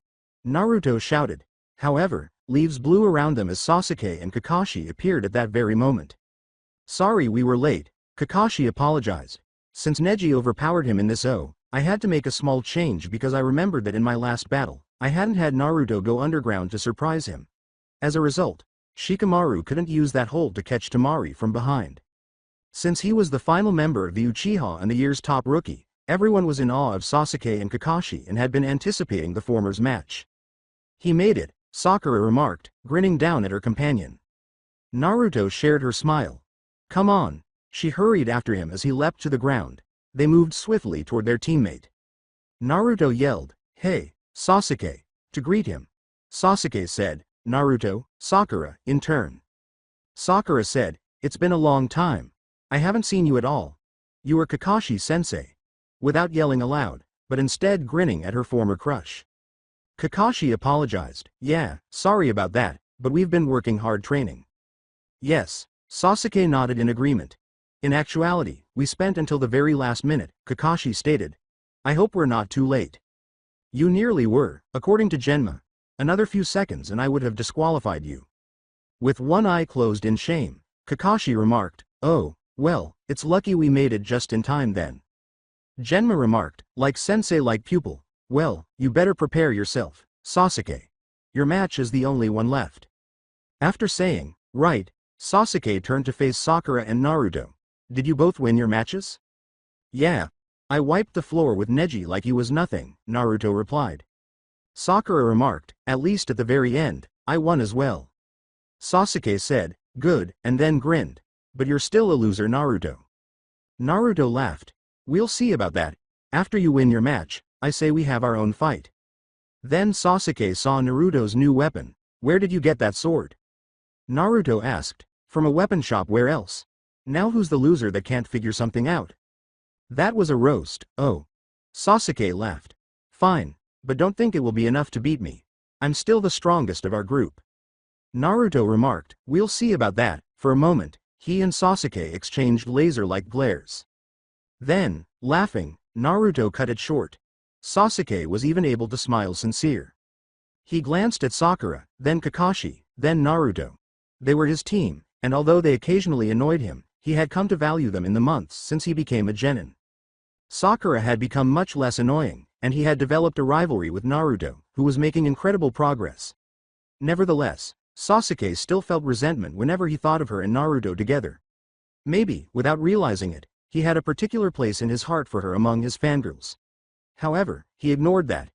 He might be able to get involved with some of the many girls he had. That idea would never have occurred to him when he first turned into a genin.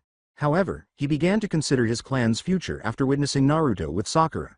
He had no idea how long it would take him to exact revenge on Itachi. His clan would perish if he did. In order to restore the clan, he needed to take that into account and possibly open up to girls in order to find a future wife.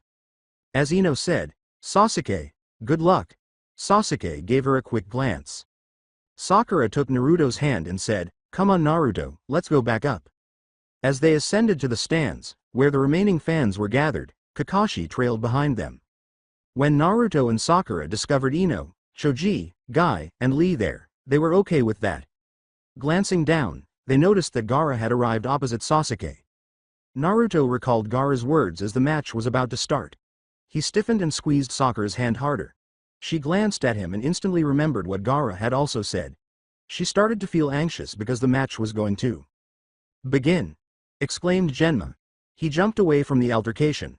While Gaara remained motionless for a moment, Sasuke assumed a fighting stance. Then the gourd on the ladder's back started to release sand. However, it swiftly dropped to the ground, and Gaara gripped his head as though in agony. Gaara mumbled to himself, "Please, let me do it, mother." Sasuke's gaze expanded. What on earth is wrong with this man? He is conversing with himself. Perhaps he is indeed insane. I've always felt uneasy around him. Then Gaara looked into Sasuke's eyes and started to laugh. You have hatred, but it grows weaker with every day, it seems. Your friends are making you weak. You should distance yourself from them. That is the only true path to power. Sasuke thought for a moment before responding. He had a sneaking suspicion that Gaara was correct when she said that friends were weak. Was he truly softening? He was unaware. However, Naruto had also grown considerably stronger recently and didn't appear to be trying to break things off. As a matter of fact, he had developed relationships with Inari, Sakura, Kakashi, and even Sasuke.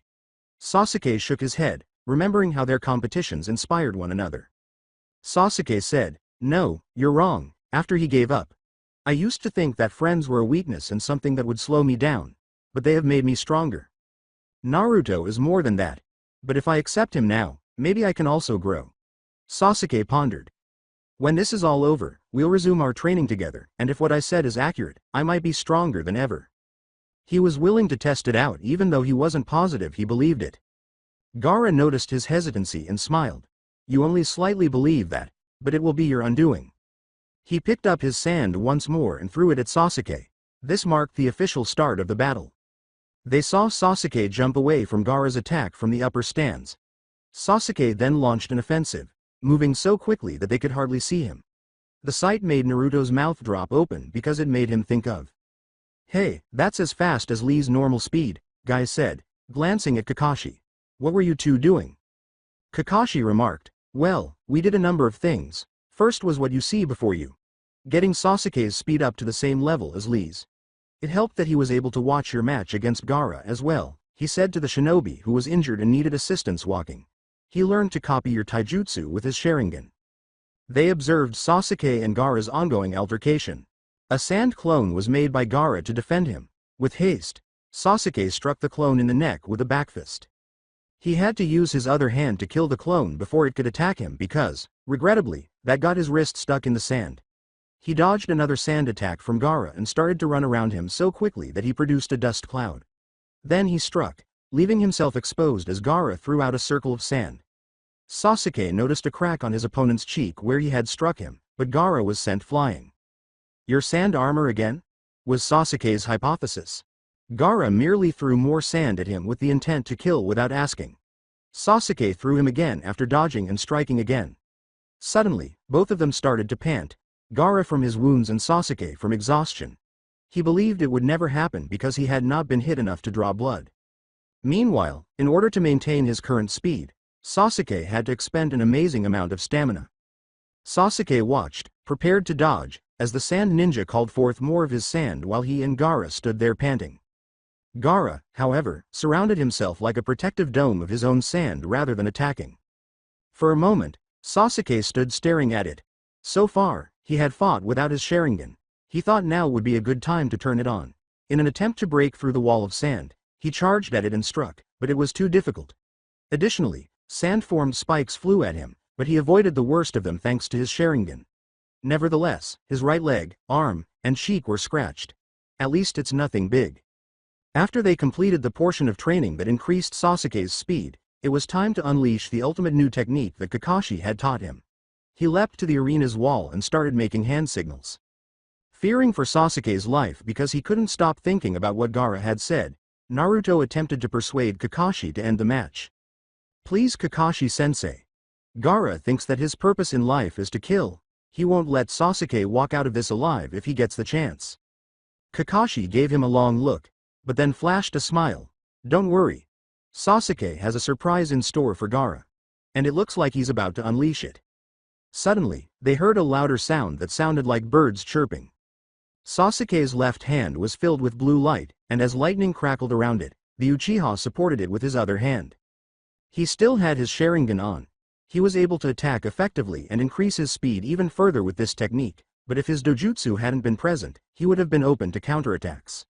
Without slowing down at all, he pressed his hand into the arena wall and charged, causing the ground and wall to distort as his technique sliced through them. He leapt toward Gaara's dome after descending the wall and crossing the floor. The spikes were hurled at him, but he managed to avoid them all by using his Sharingan. His technique penetrated the sand and reached a spot that was open. As they watched, everyone was amazed, incredulous, and worried about Gaara, in the case of the Sand Ninja. Gaara experienced a sensation he had never experienced before. What's this sensation? He pondered.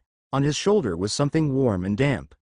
Even in the shelter's darkness, Gaara could see the red liquid seeping down his hand where it had been punctured as Sasuke's hand retracted through the sand. Blood! Exclaimed Gaara. My blood! For the first time in his life, he had sustained an injury.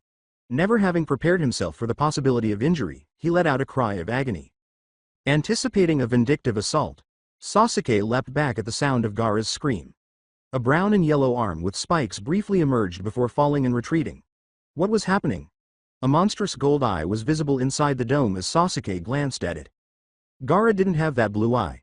Despite his confusion, Sasuke maintained his composure and tried to be prepared for anything. However, Gaara's protective sand dome soon broke, and he stood there before collapsing, clutching his shoulder as blood poured out. You injured me, Gaara exclaimed, panting. Apparently, he was in shock. His siblings were in the stands, watching.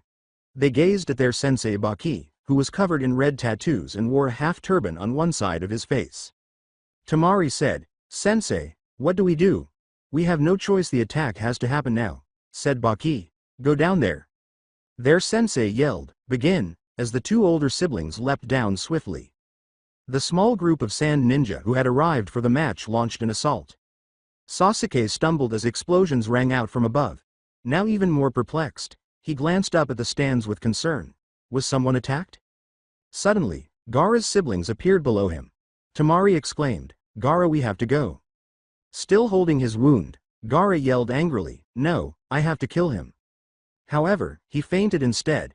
Take him away from here and have him transform when he awakes, said Baki. Then we'll help the sound take down this village. So the leaf was being invaded by the sand and sound. This was a serious matter. Once more, Sasuke's eyes came back to a stern focus. Temari and Kankuro abruptly leapt away with Gaara. Baki remained behind in order to hide their escape. Go after him, Sasuke, Genma commanded. Your match is over, but it's now beginning again, this time for real. Sasuke comprehended. Gaara was now an enemy of the Hidden Leaf Village rather than just his rival. Baki attempted to stop him by throwing a shuriken, but Genma used his own to stop them as he ran after the siblings. It was the start of the Battle of the Leaf.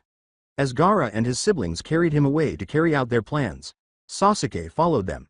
They spotted him as soon as he caught up to them. It's Uchiha! Exclaimed Temari. Looking back, she and Kankuro saw their pursuer halt at the one behind them, and they came to a stop on a tree branch. Temari looked over at Kankuro. The woman urged Gaara to leave the area, but Temari. She commanded her brother, do it. Their younger sibling turned to face their opponent as he held her on his shoulder. It was unfortunate that I had to face this Uchiha child at a time when I was depleting my chakra, Temari reflected. With a leap, Sasuke threw a kunai. He used his fire-style jutsu, which was effective against her wind, or should have been, after she easily repelled them with her fan.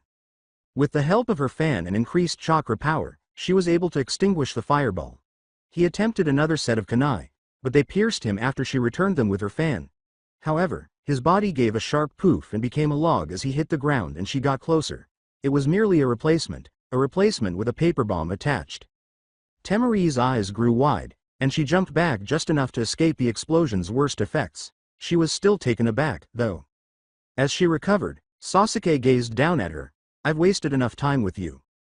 Then he bounded off to pursue her brothers. He soon overtook Kankuro, who continued to care for the unconscious Gaara. Glancing over his shoulder, Kankuro saw Sasuke approaching, soon to be followed by Temari. She jumped over him and attempted to put Sasuke on once more, but Kankuro moved forward when he noticed her pant. Temari, you've used up too much of your chakra from your match. Let me deal with him, Kankuro replied. Temari was aware of his correctness. Be careful, she warned her two younger brothers' older brother. As Kankuro turned to face Sasuke, she grabbed Gaara and bounded away. Sasuke declared, it doesn't matter to me who I fight. Kankuro produced his puppetry. Pardon me, said a fresh voice. When they examined its origin, they noticed, Shino, cried Sasuke. What are you doing here? Aiding a comrade, stated the bug user. You're here to finish your match with Gaara, correct? I have some business to settle with Kankuro. With the jacket over his mouth and the dark glasses over his eyes, it was impossible to read his emotions as he gazed into the puppet user's eyes. Was Kankuro the target of his glare? Sasuke inquired worriedly, will you be okay on your own? Like Sasuke, Shino was a reserved member of the academy. Sasuke had nothing against Shino, except that he thought his bugs were a little gross, even though they had never really interacted. However, he remained a comrade, and Sasuke valued the assistance being provided. We shall see, exclaimed Shino. The life of a ninja is one filled with risks, but your mission is to stop Gaara. Go. With a silent hope that Shino would be okay, Sasuke nodded. Then he followed Temari and Gaara once more. Gaara had woken by the time he caught up with her again. After spotting them on a tree branch, Sasuke exclaimed, "You're awake now, let's get down to business." Temari exclaimed, "Gaara, go, I'll hold him off." Gaara yelled, "No," and hit his own sister. She landed on the bush below after falling. Then Gaara started to writhe in agony and abruptly changed. He became a yellowish animal with black markings as his teeth sharpened and half of his body was covered in sand. He started giggling uncontrollably and turned to face Sasuke, his eyes brimming with an unprecedented level of bloodlust. "Come, Sasuke Uchiha," he called. Despite his fear, Sasuke managed to control his glare. "Fine then, I'm just dying to know what you really are," he said. Gaara jumped at him and laughed. Sasuke sidestepped the assault. Fire style. Phoenix Flower Jutsu. Gaara only raised his changed hand in response to Sasuke's barrage of tiny flame bursts. Any harm was totally negated by the sand that made up the transformation. That's even going to be a good diversion, damn it. Fire style. Fireball Jutsu. He used more of his signature jutsu against his adversary, but the same thing happened. Gaara teasingly asked, "Is that all you got?" Abruptly, he changed again, with the sand appearing to grow into a tail from his rear end. How many things will sprout from him? Sasuke pondered. Then, more quickly than before, Gaara threw sand from his arm, striking Sasuke, who was flung back. Just as the Uchiha looked up, Gaara jumped at him once more. He landed on another branch below, barely rolling out of the way. Gaara inquired, "What's the matter, Sasuke Uchiha? Are you afraid of me? Why don't you use that technique you used last time?" Sasuke tightened his jaw. He was only allowed to use Chidori twice a day, and he had already done so once during the Chunin exams round. He would be almost completely depleted if he used it again. However, it was his only opportunity. His fire techniques were failing. It was his second time using the Chidori. Doing the hand seals quickly, he grabbed his right arm with his left for support. He glanced at Gaara as Chidori started to crackle in his hand once more. As they flew at one another once more, Sasuke was able to anticipate his opponent's next move and adjust his strategy accordingly thanks to his Sharingan. His blow sliced through Gaara's arm transformation. Temari looked on in shock. Gaara did it twice and has never been injured before. After slicing through Gaara's arm, Sasuke grinned, certain that he had won. He turned to watch his adversary fall, but Gaara was just standing there grinning while he gazed at his arm, which was reforming out of sand. Gaara chuckled. "Yes. Yes. Destroying you will truly prove my existence. No one has ever managed to wound me before and you did it twice, again." Sasuke was knocked back when he leapt at him. Then Gaara was in front of him. "Get up. Come on. Get up." Gaara looked down at Sasuke in disappointment when he didn't. "What's the matter, Uchiha? Don't have anything left?" It was true that Sasuke had nothing left to fight with, and he panted heavily. If he attempted to use Chidori again, it would not work and might even be fatal. Naturally, it was clear that unless a miracle occurred, he would die anyhow. Or he gritted his teeth.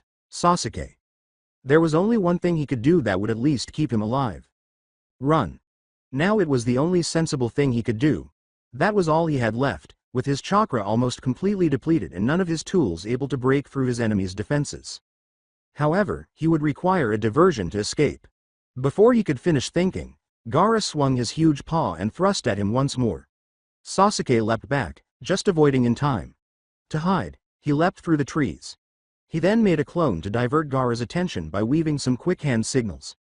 The clone would have to buy him some time to escape. It was his only chance. Even Sasuke couldn't defeat whatever Gaara was, but perhaps Kakashi and the others could? It was likely their only opportunity.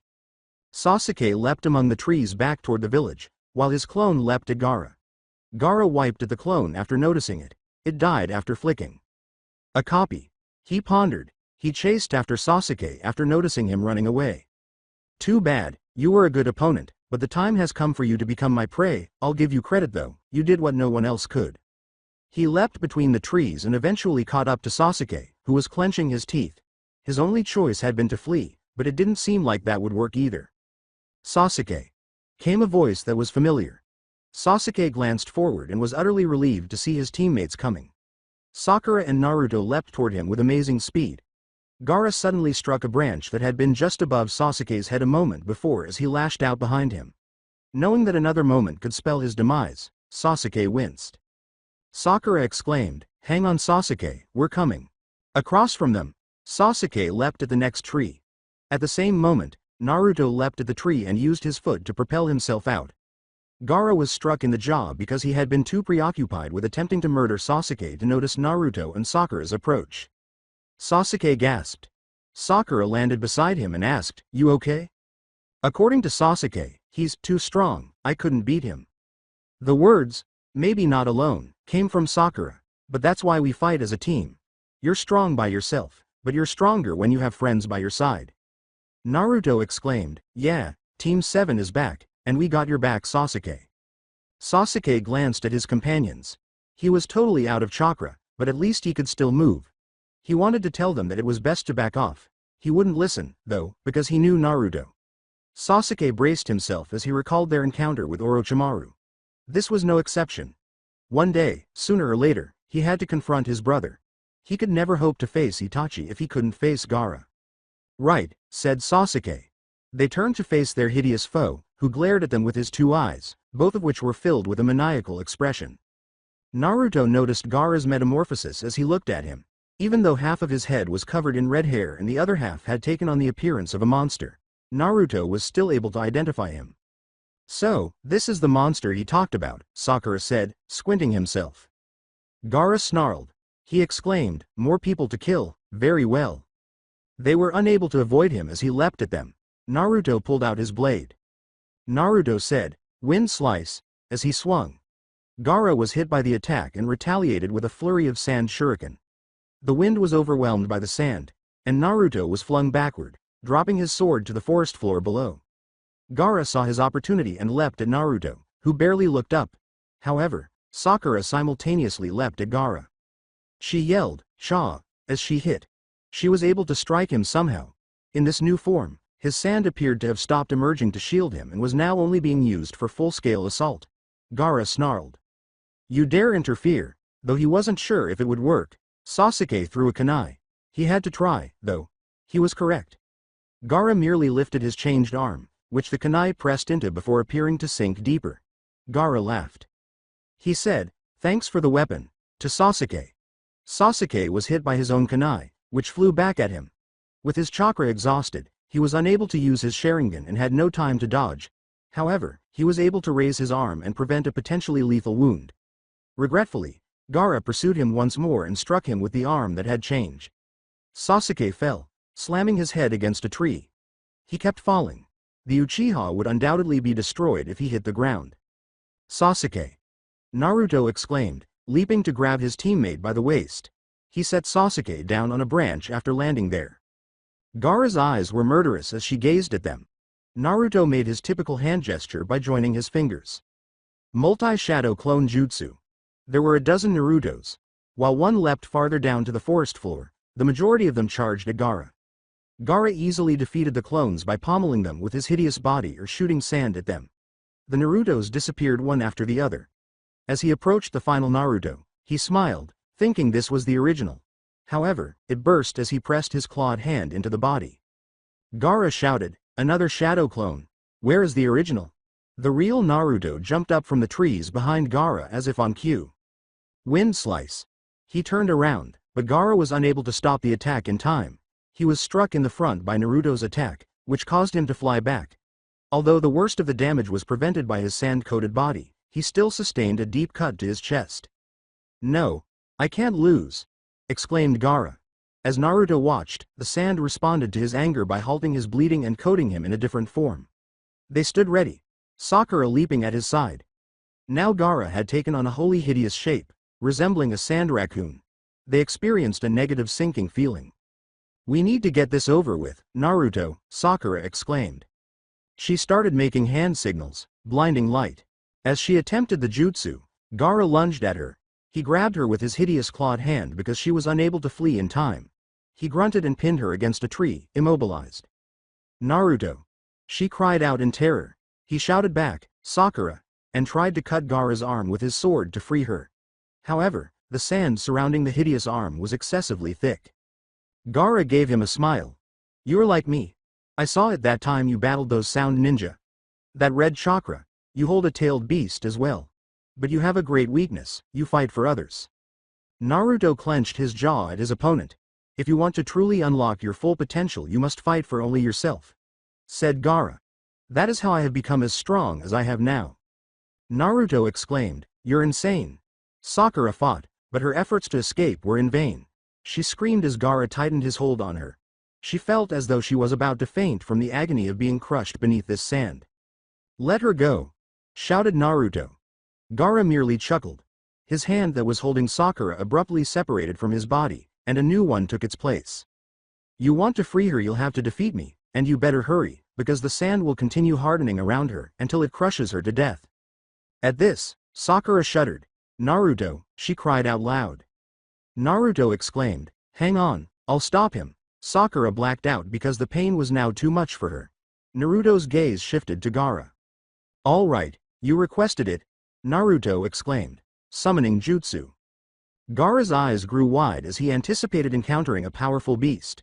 After a brief period of smoke obstructing Naruto's vision, the blonde was confronted by a simple toad. A little orange one with a coat that looked like Gamabunta. And the little toad exclaimed, hey, wow, I've been summoned, name's Gamakichi, at your service.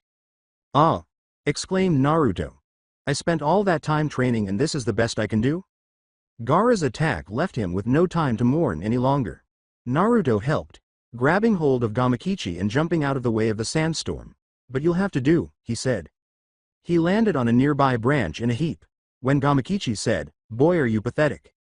Once more, Naruto clenched his teeth. Hey, I just saved your life. Come on, Uzumaki, use your power, exclaimed Gaara. Naruto stood up and snarled. Since he had heard Sakura once, he was reluctant to use the Nine-Tails chakra. However, it might be his only option. Fine, he replied. Naruto closed his eyes and peered into the fox's cage. All right, you stupid fox. Give me your chakra, he exclaimed. Flashes of red light quickly blended with black. While Naruto was momentarily cloaked in the red chakra, the curse mark on the back of his neck started to spread out and cover his entire body. His entire body was covered in black marks, his fingernails turned into claws, his eyes turned red, and his mouth began to grow fangs. Naruto swore, I'll make you pay for this, yes, let the hatred flow through you, forget about your friends, they make you weak, Gaara replied. After raising an eyebrow, Naruto recalled what Sakura had told him when they had discovered that Gaara had a monster inside of him. He speaks like a monster, even though he harbors a monster inside of him. Like he's turned into one. You are stronger than him. Physical, perhaps, but not spiritual. He's frail. He allowed the monster inside him to devour him. You haven't. You're wrong. The curse mark wavered briefly before returning as Naruto was filled with hatred for this man who, in fact, looked like a monster and was threatening the people he held dear. As these thoughts passed through his mind, he thought of Haku and recalled his lonely days when he had no one, but now he had friends and a love interest. His mind's eye saw the faces of Sakura, Sasuke, Kakashi, and Iruka, the third Hokage. People like you are the ones who are really weak. Naruto uttered those words.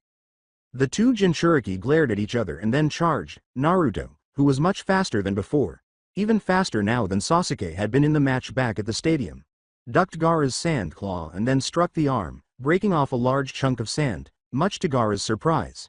He had more experience without his sword, so he stuck it into the tree. The sand ninja thought it was impossible.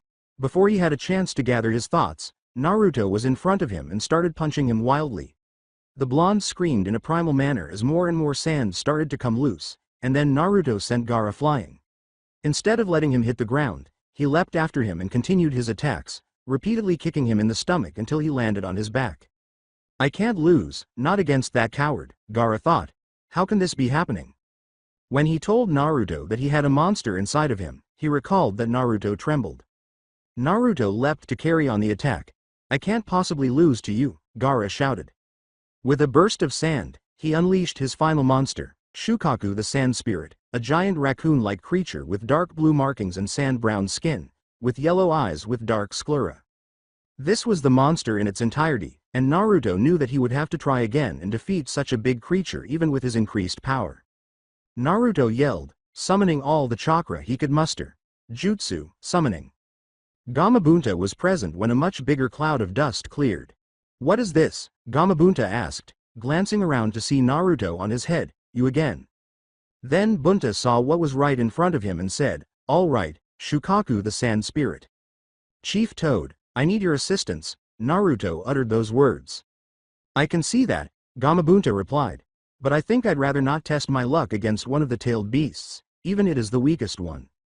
Shukaku was already desperate to be in control, so Gaara closed his eyes and let someone else take control of the body.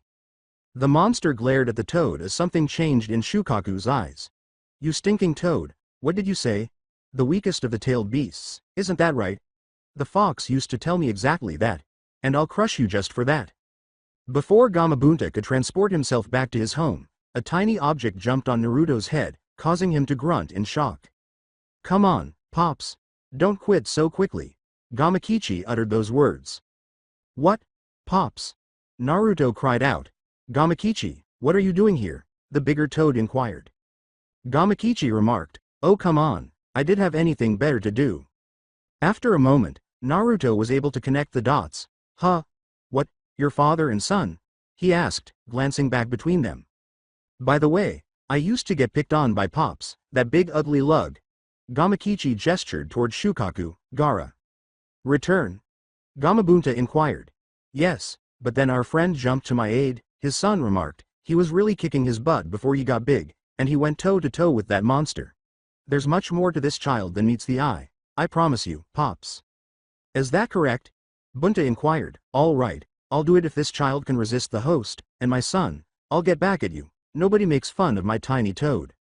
After a lengthy battle in which Gamabunta used water blasts to counter Shukaku's sand attacks, Naruto changed him into the Nine Tails himself, a creature with fangs and claws, at his request. Gamabunta then managed to slap Gaara in the head, causing Shukaku's form to collapse. By the end of the battle, Gamabunta was at his breaking point and returned home with his son. Naruto and Gaara jumped at each other, with Naruto striking Gaara more forcefully, and both of them hit the ground. Naruto then crawled slowly to Gaara, who started to feel real fear because his sand and chakra were depleted and could not protect him. No, don't come, he screamed. I can't let you live, Naruto said, looking normal now that the curse mark had disappeared from his body from the battle and his Nine Tails form had also vanished. You and I are a lot alike. Each of us has an internal monster. Like you.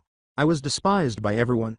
I had nothing. However, I must stop you, because my friends are in danger from you.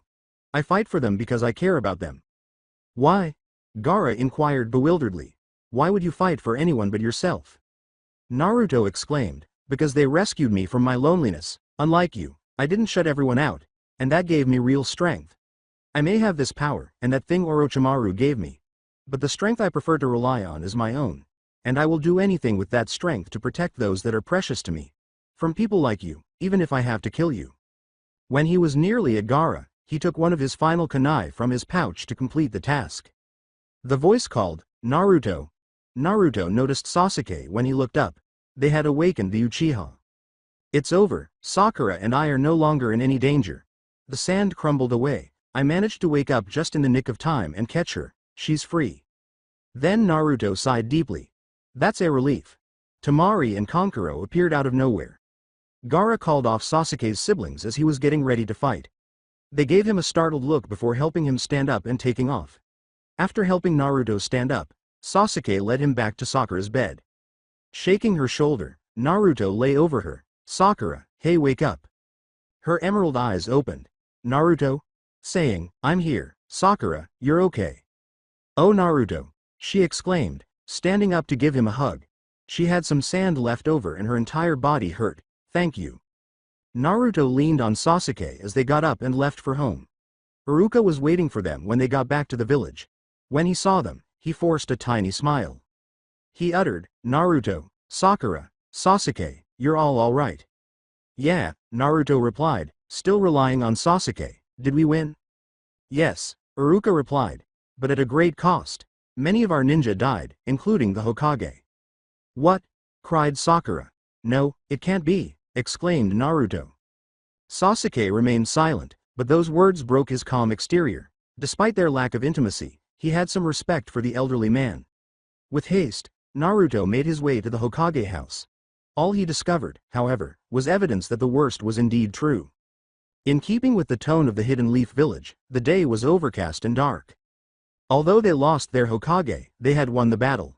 The man everyone had admired. For the funeral, everyone wore black. Sakura and Naruto met outside of her house. There were no words to exchange between the couple, so they remained silent.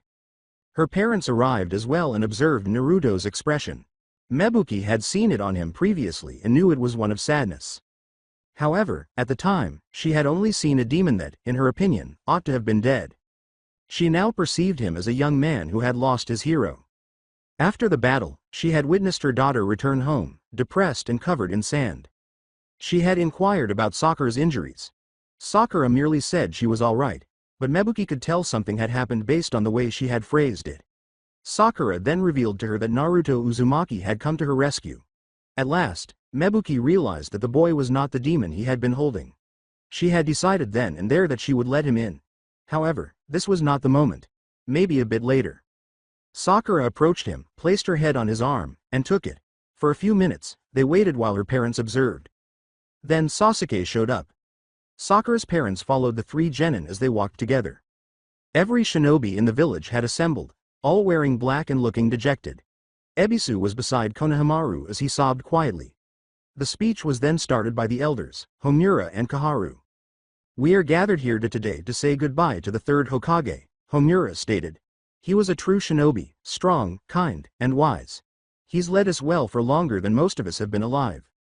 We too are one of the few who have lived since the days when he was but a young ninja, said Kaharu. How the second Hokage went into a suicide mission and named him to be the third as his final wish during the Second Great Ninja War. We sometimes disagreed with him, but he did well by this village as a whole. Other Jonin approached and related stories of their encounters with the Hokage. The Anbu who had accompanied the Hokage in his last conflict was overcome with guilt. We were unable to assist him through the barrier. We could only watch in the end. One of them pondered. Each shinobi then placed a flower on the grave, one by one. Iruka recollects how the Hokage consoled him after the nine-tailed fox killed his parents. Kakashi wasn't immediately present because he was in a different area of the cemetery.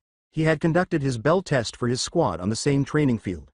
He gazed at the memorial stone bearing his friends Rin Nohara and Obito Uchiha's names. Kurenai soon arrived with flowers for Hayate, who had passed away before the battle even started. Except for Konohamaru, none of the shinobi cried. It was a rule for shinobi. Ninjas had to be strong regardless of their internal pain. Naruto recalled his interactions with the third, including the arguments they had while he was using the seductive jutsu to change.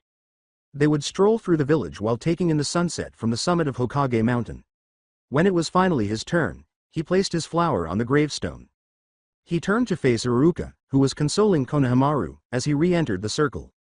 He said, Iruka-sensei, first. Why do they do it? Why do people risk their lives for other people? Iruka paused to reflect. Well, when someone passes away, it's the end. His past and future, all the dreams he once had. They disappear along with him. This is true even if he dies honorably in battle as Hayate did. All the ties that bind him to the living are severed. All except one, the most important of all. People. Parents, siblings, friends, lovers and these people, the ones left behind. A circle of friendship that grows larger and stronger as time passes. It's hard to explain it, we remain in the circle together. We have no choice, it's important to us. Naruto uttered, so we do it because we have to. I get it, still I'm sad he's gone. Sakura gave him a comforting squeeze on his hand, and Sasuke also listened to what Iruka had to say. As he reflected on the recent past, his face darkened. How he had witnessed Sakura and Naruto becoming more powerful together. He once believed that being strong required one to be alone and rely only on one's own strength, without the support of friends. However, the Hokage relied on bonds and worked with every member of the village. He recalled how Shino had saved him time to reach Gaara and preserve his strength by defending him against Kankuro. Even the Hokage couldn't do it by himself. With a sigh, he renewed his resolve. He would still use the ties created between people in the leaf to exact revenge on his clan. Sakura, Shino, Naruto, and anybody else. He would have to start talking to them. Think of how sad it would be if he died for nothing, Kakashi stated. As usual, he had been late. But he left us something precious. Don't worry, you'll understand someday. Naruto grinned. Hey, give me some credit. Sakura held his hand as she stood next to him. She raised her head. Hey, the rain, it stopped. As the sun rose, they noticed that the sky had suddenly become clear. As the funeral came to an end and its attendants departed, Kakashi observed. He saw Naruto, Sakura, and Sasuke, as well as Hinata, Kiba, Shino, Ino, Shikamaru, and Choji. Taking up the torch that was the Hokage's will was this generation. Fire's will. Naruto waved and said, "Bye Iruka-sensei, see you later." "Alright," said Iruka. Kakashi and Team 7 had assembled at the Hokage house, which had a view of the village. In due time, a new Hokage would be chosen. Though he knew he wasn't prepared, Naruto wished it could be him. But he would be in due time. He walked Sakura home shortly after. Her parents were waiting for them outside when the couple arrived home without exchanging words. "Hello Naruto," said Kazashi. Hi," said Naruto. Mebuki stepped forward with a regretful expression. "Naruto, thank you for protecting my daughter in the invasion. I'm sorry for how I treated you," she replied. "It's okay," Naruto uttered. "I'm not so sure how I would react to someone like me if I weren't like me." That made her giggle quietly. "Why don't you join us for dinner tonight? I imagine things will get pretty hectic for you ninjas soon. We lost several of our shinobi and this will likely mean more work for you." Naruto grinned. "Thanks, I'll see you tonight." Sakura managed to smile at him as he glanced at her. Then he left to go home and change out of his funeral garment. The Harunos asked Naruto about the invasion, the Chunin exams, his previous missions, and his time in the academy during the dinner that evening, which went well. He mostly smiled broadly as he told them about it. Sasuke made his way to the Aburame home. Though he hadn't spoken to him, he had seen Shino at the funeral. He thought that needed to be fixed. It's time to clear up all of his previous misunderstandings. He knocked on the door, and Shino's father came shortly after. "Well, Sasuke Uchiha. This is a surprise." Sasuke inquired, "Is Shino home?" "Yes, just a moment, Shino," the clan chief yelled. Before long, Shino was standing in the doorway. "Sasuke," he said in greeting. Sasuke answered, "Shino, in turn. Are you all right? Did you suffer any injuries?" "Nothing serious," added Shino. "At least, nothing my father wasn't able to save me from." Sasuke's gaze expanded. "Your father had to save you?" Shino remarked, "Kankuro struck me with a poison blade." "I'm sorry," claimed Sasuke. "It was not your fault, you had a mission to stop Gaara," Shino replied. "I did my duty assisting a comrade in my village." Sasuke slowly nodded, realizing that he was correct. "Well, I appreciate your help. I know I haven't been the most social person. According to Shino, nor have I, but I've come to realize that maybe it is not the best path," Sasuke said.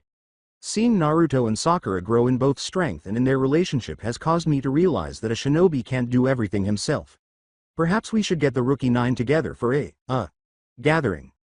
"Well, you've certainly changed, Sasuke," Shino remarked. "You never wanted to do gatherings before except as part of shinobi events." "I know," said Sasuke. "Well, I think that Hinata and Kiba would be open to the idea," Shino replied. Sasuke gave a nod. He would speak with them when they next met. "Thanks, I suppose I'll see you later." A few days later, the Rookie 9 assembled in the middle of the village. Missions were scheduled to resume tomorrow, and there were rumors that it would be a busy day. More hazardous assignments were to be chosen for genin. They were no longer just raw genin, at least. "So, Shino told me you were the one that wanted us all to get together, Sasuke," Shikamaru replied. "How troublesome. Well, let's get this over with." Sasuke glanced at the others. "I know it's strange for me to ask all of you to come together like this." "Yeah, you've never been very sociable since, I can't recall," Choji replied. Ino questioned without knowing the answer, "You're just shy, right?" Sakura scowled at her old rival and friend. "No," Sasuke replied. "I've been focused only on getting stronger to avenge my clan. I thought that others would slow me down, but seeing Naruto and Sakura working together, as well as training with them has made me realize that maybe I was wrong." "Wow," said Shikamaru. Guess things have really been a drag for you if they caused you to change that much. Ino asked excitedly, does this mean you're willing to go out? Sasuke gave that a confused look. He said, I suppose. I do need to rebuild my clan at some point. Fine, we can go on a date, Ino. Yes. Exclaimed Ino. Sasuke questioned whether it was a mistake to accept that. He did, however, need to get along better with the others. He needed friends by his side, but he hoped that everything would work out in time and that he would exact revenge on his clan. In addition to being the last of the Uchiha, the last one that mattered, he was a leaf shinobi. He was aware that his brother was out there. He would confront him one day to exact revenge for his clan's slaughter and betrayal. However, that day would probably be a while off. Two figures in dark cloaks with red clouds gazed down on the village from the mountains above the hidden leaf. Straw hats covered their faces. One of them was carrying an odd sword with a yellow handle and a bandaged blade. Must have been quite a battle, the bigger one remarked. Now look it, the other said. It was once home, a pile of rubble. You almost seem said the additional person. Don't tell me even someone like you possesses feelings for his home village? No, replied the second individual. Let's just get what we came for and get out. He partially removed his hat to reveal a Sharingan with 3 tomos. The elders ask Jiraiya to take over as Hokage, but he declines, deciding that Tsunade should be the new Hokage instead. Concerned that Orochimaru's curse mark might have been affecting him, he decides to take Naruto, Sakura, and Sasuke with him when he departs. In the meantime, Jiraiya and the 2 elders, Kaharu and Homura, were standing atop the Hokage house. He had been called here for a crucial reason. Above them, the Hokage monument was visible, with its 4 priceless carved heads gazing down at the village. Kaharu stated, well, Master Jiraiya, we've reached an accord. The council has determined that there is only one solution. We must select a 5th Hokage to lead the village. Jiraiya said, obviously, while folding his arms, do you have anyone in mind? You, said Homura. The Sannin scowled. Me? You're one of the 3 legendary Sannin, Kaharu said. Only 2 others remain. Orochimaru is a traitor, however, and Tsunade is nowhere to be found. Jiraiya shook his head and sighed. I don't think I'm the man for the job. My spy network depends on me traveling. I'm far more useful if I'm not confined to the Hokage's seat. Look, I can find Tsunade, she can become the 5th Hokage. After a brief period of silence, the elders gave in. If you can find her and bring her here to claim the title, we have no objections. Otherwise I fear the next in line will be Danzo, said Kaharu. He may be a bit too militaristic, but he does have the village's best interests at heart. Jiraiya scowled as he considered his now deceased mentor's adversary, who did not support peace. Assassinating threats and other things that were thought to be too dangerous to be handled amicably, Danzo worked in the village's shadowier operations. However, Jiraiya doubted that they were all unassailable or amenable to compromise. Danzo also desired the seat of Hokage, among other things. If given the opportunity, he would probably attempt to invade the other countries. Danzo believed that another great ninja war was unavoidable and that the only way to stop it was to make sacrifices and give the land of fire control over the entire planet. He vowed, I'll find her, we can send a squad of Anbu Black Ops with you as an escort, Homura said. Jiraiya responded, no, I would rather have a squad of genin, specifically Team 7. They gave him a startled look. Any reason for that? Jiraiya acknowledged, I've taken young Naruto as a student, I'd like to use the opportunity to train him. Were this another circumstance I would ask him to come alone, but I've seen he has been bestowed with a curse mark from Orochimaru. That snake seeks to control him. This greatly disturbed the 2 elders. If he turns Naruto against the hidden leaf, there will be hell to pay, said Kaharu. Yes, which is why I feel we need to keep his friends close by. We need light to battle the darkness, or he shall fall to it, Jiraiya replied. Fortunately he seems like a cheerful kid, if a little weird. Had this been another who was controlled by the darkness, I fear we might not be so lucky. Still, who knows what could happen. He left after they gave him the all clear. Kakashi's door was knocked on by Jiraiya. Master Jiraiya, Kakashi cried out upon seeing his guest. The Sannin informed him, I'm going to need to borrow your squad for a little trip. Kakashi pondered, After a little explanation, Kakashi was unable to refuse. I see. I do hope that everything will go smoothly. We need a new Hokage as soon as possible, Kakashi replied. I'll send some shadow clones to gather them up. He made 3 shadow clones with his hand sign, and they immediately took off in various directions. The news was brought to the designated Genin's home by each shadow clone. When Naruto, Sakura, and Sasuke arrived at Ichiraku Ramen, they discovered Jiraiya and Kakashi waiting outside. Naruto questioned, "Kakashi-sensei, pervy sage? What is going on? We're supposed to have today off." "Well, you've been called in for a special assignment," Kakashi replied. "You're going to be going with one of the most legendary ninja alive today, him." He gave Jiraiya a gesture. Sakura stared at him, her mouth hanging open. She said, "You're Jiraiya of the Sannin." "That's right, good to see someone has the right attitude when meeting me," Jiraiya replied. Sakura bowed her head and exclaimed, "Oh my, this is such an honor." Sasuke kept his expression neutral and cool, while Naruto stared at her bewildered. Naruto exclaimed, "Ah, come on Sakura, he's just a pervy old geezer." Kakashi glared at him with one eye. "I'll have you know he's a great ninja and author who has written my favorite book." He took it out. He pointed to Naruto and Sakura, who both blushed, and said, "Not appropriate for you kids though I guess. But maybe when you're older it might be good some tips in romance, especially with you two." "Don't mock us, Kakashi-sensei," exclaimed Naruto. Sakura said, "Yeah, we don't to hear any details," and then hissed. "Don't even think of looking in that book, Naruto, ever." "No problems with that," Naruto obediently concurred. Wanting to get right to the point, Sasuke asked, "So what are we going to do? What's our special assignment?" Jiraiya declared, "We're going to find a woman." "No surprise there," murmured Naruto. Jiraiya went on, "She's among the world's most skilled medical ninjas. Not to mention one of the most well-endowed women in the world." And Sakura grimaced at this. She whispered to Naruto, "I guess you were right about him being a lecher. He better not try anything with me, 'cause I'll pommel him even if he is a Sannin." Naruto laughed. Jiraiya exclaimed, "And we are going to ask her to be the next Hokage. Plus she might be able to heal a certain young ninja I heard about that got hurt in the Chunin exams." Sakura guessed, "Lee?" Similarly, Naruto said, "Bushy brow?" Kakashi gave a one-eyed smile. "You two are on the same page, fitting for a new couple." Sakura said, "Hey, stop copying me," as she rounded on Naruto. Naruto exclaimed, "Ow," as her fist struck his head. "Let's go," Jiraiya said. "Pack your things and we'll head out."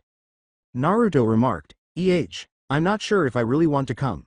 I mean, who knows what he'd gonna drag us through." Jiraiya grinned when she heard it. "Naruto, on the way I'll teach you a new jutsu. I heard Sasuke managed to learn Chidori, so it's only fitting that I teach you a similar jutsu." Naruto questioned, "One just as powerful?" Jiraiya remarked, "Maybe even more so." Naruto smiled. "Yeah, count me in." Sasuke grinned. "Well, we'll see if that jutsu really is as strong as the Chidori then. But I hope you're willing to teach me as well while I tag along." "Sure thing kid, and Sakura too," answered Jiraiya. "I did teach Naruto to summon toads. Maybe I could teach you the same." Sakura repeated, "Toads? That's what Naruto summoned to fight the demon when it reached its full form," Sasuke replied. "That thing was pretty strong. Though do you have any other creatures that could work? Not sure I want to use the same summon as Naruto." Jiraiya asked, "Hey, what's wrong with toads?" Sakura exclaimed, "They're wet and slimy." Kakashi, "Well, I summon dogs," he said. "If toads aren't to your liking I suppose I could teach you when you get back, bye." He disappeared with a wave. "Well, we'll work something out," Jiraiya stated. "Now all of you get packing." "Yes sir," exclaimed Naruto. They fled and went back to their houses to gather their belongings. It had been foggy earlier that morning, before Jiraiya had even met with the elders. One guard stood watchful. Something caught his attention. He remarked, "This fog is getting thicker." Then, out of nowhere, two figures emerged from the mist. Their shapes were barely discernible to the guard. They wore straw hats over their faces, black cloaks with red clouds on them, and other concealing clothing. On the back of one of them was a strange, large blade that was covered in bandages. They went to the gate. The guard called out, "Hey," in an attempt to identify them. The guard fell silent as one eye emerged from beneath the smaller of the two's hat. A strong genjutsu struck him, causing him to groan and topple over. The bigger man remarked, "Good thing there was a little fog, made it easy to use for me to use my hidden mist jutsu without suspicion." "Yes," replied the smaller. "Now, we get inside and find Naruto Uzumaki." They waited for the village to fill up, avoiding conversation except for Itachi, who knew of a restaurant where shinobi frequently conversed. They might be lucky enough to overhear someone there. They would just take a prisoner and question him if it took too long. The larger of the two men stated, I think it would be better to go directly for the capture option. Patience Kisame, said the miner. We'll wait for a few hours, and if nothing comes up, then we will do it that way. Very well, Itachi, observed Kisame. Itachi mumbled icily, don't use my name while we are here. According to Kisame, but of course, my apologies. They were soon followed by a pair of shinobi. At least initially, the new pair was unaware of them. Off to the side of the two renegade ninja in disguise, they were staring straight ahead. According to Asuma, well, Kakashi, fancy meeting you here. Kakashi said, oh, I was just on my somewhere, while glancing at Asuma and his friend Kurenai. To Kurenai, are those flowers? Yeah, Kakashi said, displaying them to her. She questioned, are they for Obito? Yes, replied Kakashi, and Rin. Just don't take too much time sulking in front of your old teammates' graves, Asuma advised. You have your own team to look after. Well, about that, said Kakashi, with a head rub. They're going on their own mission right now, with Master Jiraiya. With curiosity, Kurenai questioned, one of the Sannin? Asuma remarked, hey, the last Sannin loyal to our village. Kakashi remarked, well, they're actually going to find Lady Tsunade. Asuma laughed. I'd love to see the looks on Naruto and Sakura's faces when they meet her. Of course Sasuke probably won't have much of one, as few things ever seem to faze him. Itachi's teacup cracked slightly as he gripped it tightly at the mention of Sasuke's name. Each of the three Jonin heard the faint sound and looked at the two cloaked figures. Itachi turned to face the storekeeper and said, oops, sorry about that. No problem. A little glue and it shouldn't have any problem holding together, the keeper replied. Kisame remarked, I think we're just about done here. At the sound of the smaller man's voice, Kakashi squinted. The familiarity was sinister. Kakashi remarked, I think we had better go, have things to do after all. Asuma could tell something was wrong just by the expression in his single visible eye. They started to move, but the two had already left when they turned around. That made it clear to them all that something was amiss. Asuma and Kurenai tried a different area of the village by the river, while Kakashi examined another. They were the fortunate couple who discovered the two. Asuma and Kurenai turned to face them, and Asuma asked, you're not from around here, are you? What are you doing in this village? The smaller of the two spoke to them rather than responding. It's been a long time, Asuma, Kurenai. Seeing as you know our names, I take it you're a ninja from this village, said Asuma. The two leaders slowly raised his hand to his hat, revealing a pair of very familiar black eyes. Those eyes quickly became red. The eyes of both Jonin grew wide. It can't be. The figure removed his hat completely to expose his features, wearing a dark cloth headband with the hidden leaf symbol with a scratch through it and long black hair tied back, a blatant rejection of loyalty. Asuma uttered, Itachi Uchiha. His partner reached up to his own hat, and Itachi just glared at them. Are these your friends, Itachi? I guess I should introduce myself, he said, removing the hat. He also made himself known. A strange-looking man with gills on his neck, sharp teeth, and an unusual blue skin tone. He resembled a hybrid of a shark and a man. Over a series of vertical lines, he also wore a headband with a scratch on it. He grinned mockingly and said, I hope we can get acquainted later. I'm Kisame Hoshigaki. Kurenai said, we know all about you, Kisame, for the first time. You are a renegade ninja from the village hidden in the mist and a wanted S-rank criminal. Suspected of killing a feudal lord and engaging in espionage. I have to say I never thought you'd show your face in our village again, Itachi, Asuma replied, after what you did. I'd advise you to stand aside, I have no desire to kill you, Itachi replied. With a laugh, Asuma remarked, that's rich coming from a man who murdered his own people. Itachi, this guy is starting to irritate me, Kisame said, drawing his sword and letting it fall to the ground. Can I murder him? Itachi's icy face remained unchanged as he gestured to Asuma. Well, I guess we're not going anywhere without a fight, he replied, just not to make a mess. With a smile, Kisame said, they're as good as dead. As the two ninja pairs got ready for battle, Kisame struck first, and Asuma blocked the massive blade with his chakra blades. Kurenai took advantage of the situation to make a quick hand sign, and her body started to vanish, starting at the legs. Itachi watched and quickly recognized that it was Genjutsu. Kisame pressed his attack, bearing down on Asuma with just the tip of his blade, much to the Jonin's surprise. He overpowered him, and a sudden something appeared from under the bandages covering the sword. Kisame uttered the words, "My massive blade sharkskin," just before striking. The object beneath the bandages turned out to be a set of sharp scales that sliced into Asuma's shoulder in a downward direction. "It doesn't slice, it cuts you to ribbons," Kisame concluded.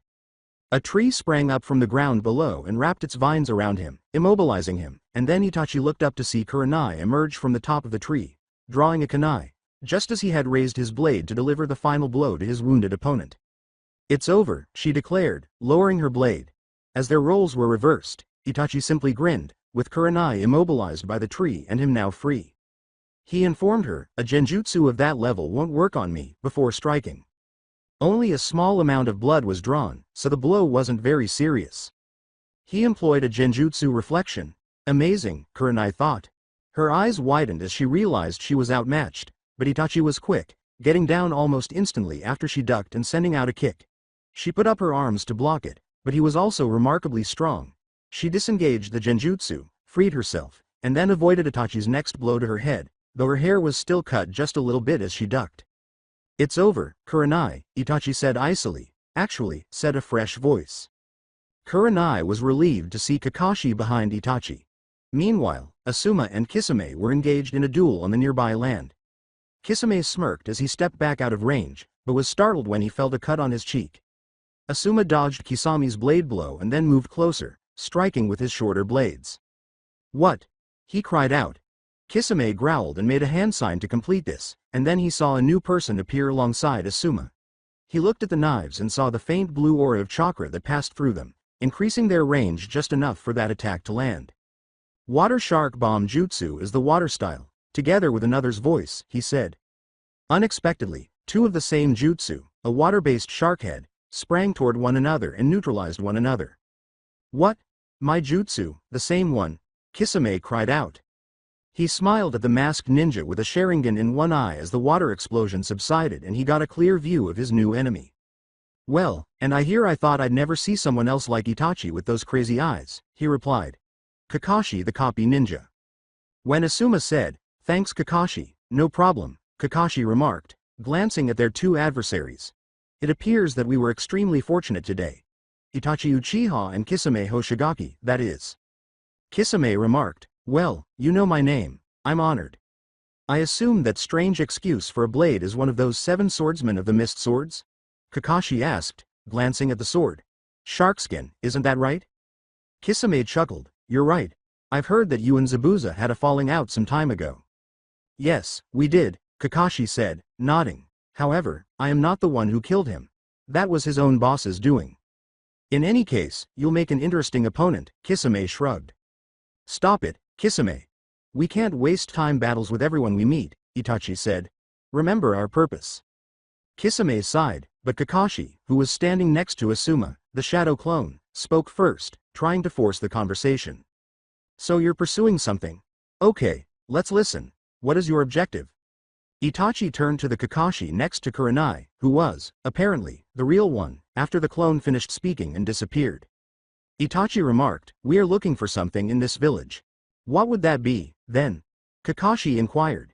Itachi simply drew a set of shuriken without responding, and Kakashi jumped back, defending himself with a hand gesture. "Water wall ninja art." Itachi's speed with jutsu was so great that even with his Sharingan, Kakashi hadn't been able to see a single hand sign, and a wall of water flew up around him just as several other areas of the river shot up at him from his own attack. Itachi commendingly said, "Very good, you almost anticipated my attack." Kakashi was suddenly stabbed in the back with a kunai by another Itachi who was standing behind him, almost. "He's too fast," Kurenai realized, a shadow clone. Luckily, Kakashi just became a water clone and changed into water. Kisame smiled, knowing that his people would be proud that someone had been able to replicate their methods so well. Then, beneath Kurenai, the real Kakashi materialized underwater, offering her the kunai she had dropped when Itachi kicked her into the water. She accepted it with a smile. "Thanks Kakashi," she said, pointing it at the Itachi who was closest to her. He grabbed her by the waist and jumped out of the water. "That one is the shadow clone, Kurenai. Get back," he said as he returned. Asuma called their names and dove into the area on top of the water as the explosion caused a brief rainstorm, and Kisame also took advantage of the moment to stand next to Itachi. He reacted just in time, as the shadow clone that was close to them blew up.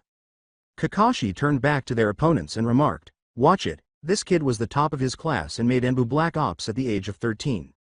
All right, we understand, he's very resilient," Asuma remarked. "Hard. He is capable of much more than you have yet to see," recalling how he had Itachi's captain when he had joined the Anbu, Kakashi remarked. "You know Kakashi, for someone who is not Uchiha, you've mastered the Sharingan quite well," Itachi said, closing his eyes as he gazed at Kakashi. "However, it can never be fully utilized by someone who is not Uchiha." Kakashi shuddered, realizing that Itachi was correct. Using the Sharingan required a significant amount of chakra because he didn't share the Uchiha's bloodline. Itachi said, "Which means you can never use the most powerful arts," before opening and closing his eyes. It couldn't be. Kakashi's eyes widened, seeing something terrifying in those eyes. "Avoid staring into his eyes," he cautioned his teammates, who let out a gasp. Kurenai and Asuma shut their eyes. "Kakashi, what's going on?" Kurenai inquired. "He is employing a strong jutsu technique. Look in his eyes, it's over," Kakashi said. "I must confront him directly, my Sharingan up against his." "Yes," Itachi said, "but you're going to lose. I can only be defeated by someone who possesses the Sharingan and Kekkei Genkei." After the two Sharingans had located one another, Kakashi found himself pinned to a board in a black version of the hidden leaf, with Itachi brandishing a sword. Itachi said, "You should have been smart to just avoid my gaze as well. Now you will suffer, because I can torture you here for 3 days using this genjutsu world that my Tsukuyomi created. You will suffer, but I can't kill you." The Jonin gasped for air as he proceeded to stab Kakashi. "You can't kill me," he said defiantly, "this is just pain. I can handle this." "Are you certain about that?" Itachi appeared to inquire from several angles. Screams reverberated through the genjutsu as time moved incredibly slowly. The moon above them went down and was replaced 3 times by the sun, and Kakashi noticed that the entire area had filled up with copies of the enemy, all of whom came at him with their swords.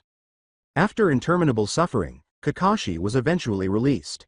They were all standing on water when he fell to his knees. "Is it time for us to open our eyes?" Asuma inquired. "No," Kakashi replied. "Give it a second. What took place? You told us to close them one moment, and then you fell apart?" Kurenai inquired. After 3 days in that world and less than a second in this one, Kakashi let out an inward sigh. "But you never did answer my question," he said, turning to their opponents. "Is Sasuke the object of your visit?" "No," Itachi replied, "we are looking for the 4th Hokage's legacy." The 3-leaf Jonin were taken aback by that, but Kakashi had heard from Jiraiya that a group of about 10 prominent rogue ninjas had united for a common purpose. "Is Naruto harboring the 9-tailed spirit? Is that what you want?" did he ask. He didn't have to listen to their response. "There are others out there, aren't there? You're not the only one, are you? You guys are known as the Akatsuki, correct?" Itachi and Kisame were now the ones who were taken aback. "What? What about Akatsuki?" Asumi said, perplexed. "Kisame," Itachi said, "the other 2 are useless to us, so we'll take Kakashi with us. Murder them." Fortunately, a new face emerged in a whirlwind of green, and Might Guy appeared in front of the 3 Jonin. The Sharkman charged toward them, blade raised, and Asuma and Kurenai were unable to react in time, and Kakashi was still affected by the torture he had endured in the other world. A quick kick landed on Kisame's chest, knocking him back. "Who are we here, then?" Kisame inquired. "My name is Might Guy, Taijutsu Master," Guy yelled. "Maybe, Guy." With a laugh, Kisame reiterated, "Mighty stupid-looking Guy is more like it." "Don't underestimate him," Itachi advised. "Guy," said Kakashi, "you have to make such a dramatic entrance." "Well, figured I'd lend a hand," the shinobi in green said. The chakra that kept him atop the water vanished, and he started to sink. Guy swiftly pulled him out before he could sink to the bottom, placing him over his shoulder as he lost consciousness. He glanced at Itachi and recognized him. "Dude, shut your eyes. He is employing a potent visual jutsu," Kurenai remarked. Guy said, "Don't worry, I've been training here for a long time to fight Kakashi, and I know about Sharingan. You'll be fine if you just look at his feet." He followed their instructions, and the other 2 Jonin opened their eyes. "All right, but that trick's a lot easier said than done," Kurenai replied. "We haven't had all your training, Guy," Asuma said. Guy said, "I don't have the time to teach you," adding, "You're right, It takes skill and practice to anticipate an opponent's attack from their feet. The Anbu Black Ops have already been informed, and they should arrive shortly. Itachi raised his voice as Kisame readied himself for combat. We've wasted enough time, Kisame. We must leave. Kisame snarled. All right, but I'll make sure to chop you to ribbons if our paths ever cross paths again. Then, in a puff of smoke, the two high-ranking criminals disappeared. Jiraiya was staying at a hotel when Naruto, Sakura, and Sasuke arrived. However, they were taken aback when they saw him conversing with a laughing woman. Naruto exclaimed, "Hey pervy sage, we got to go." Jiraiya reprimanded, "Don't call me pervy sage. Anyway, there's been a small change of plans. I just ran into this woman that laughs at just about everything I say, so I think I'll have a date with her real quick. You kids can just hang out for a while, right?" "What?" cried Naruto. "Seriously," exclaimed Sakura. "Maybe you two can have a little coupley fun," Jiraiya said, gesturing toward them. "Just head up to my room if you want." When Sakura realized what he might be talking about, her face brightened. "We are way too young for that," Jiraiya remarked. "Then just do a few things you're old enough to do. Be back in an hour or less." They saw him go with the woman, who laughed once more. Naruto snarled. "Guess we just have to wait." Sasuke let out a sigh. "You know, I'm kind of starting to feel like a third wheel when I'm with you too." In an attempt to be encouraging, Sakura exclaimed, "Nonsense, Sasuke. You're our teammate. Naruto and I might be a couple now, but we still have room for you." "Yeah."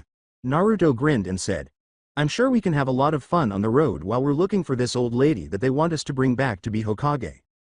Sasuke forced a grin. A real smile instead of the smirk that frequently replaced it. These two were his friends, and he may now consider them to be his new family. To him, Naruto had taken on the role of a brother, and Sakura, well, perhaps a sister.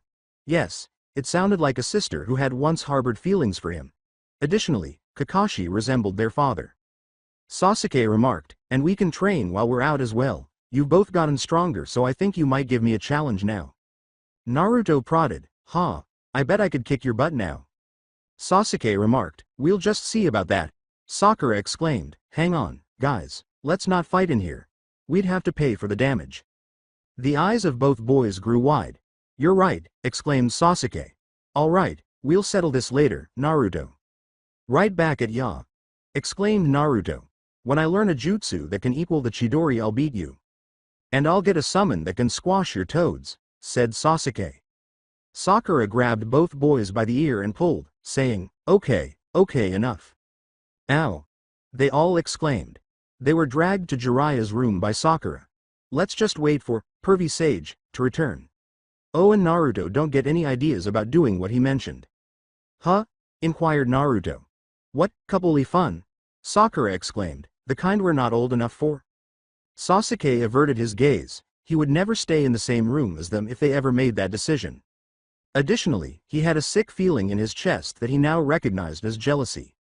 He had sensed it when Sakura began dating Naruto at the conclusion of their mission in the Land of Waves. Perhaps he had harbored a secret affection for her.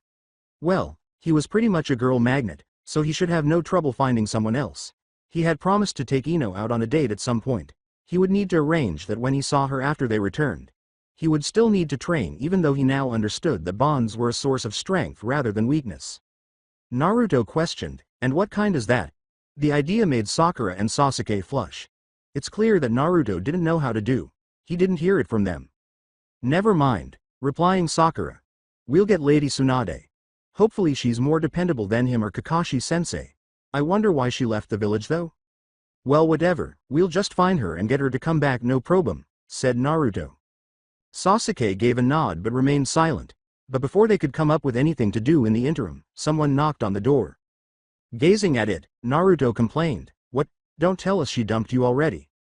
Anticipating Jiraiya outside, he approached the door and opened it. However, it was someone else, wearing a black cloak, a scratched headband on his head, and a Sharingan in both eyes. He nearly passed for an older Sasuke to Naruto. They shared the same Sharingan and black hair. Sakura was taken aback by him, and Sasuke's blood froze upon seeing him. They said, well, Sasuke, Itachi. I had a feeling I might run into you while I was looking for Naruto." "Itachi? Uchiha?"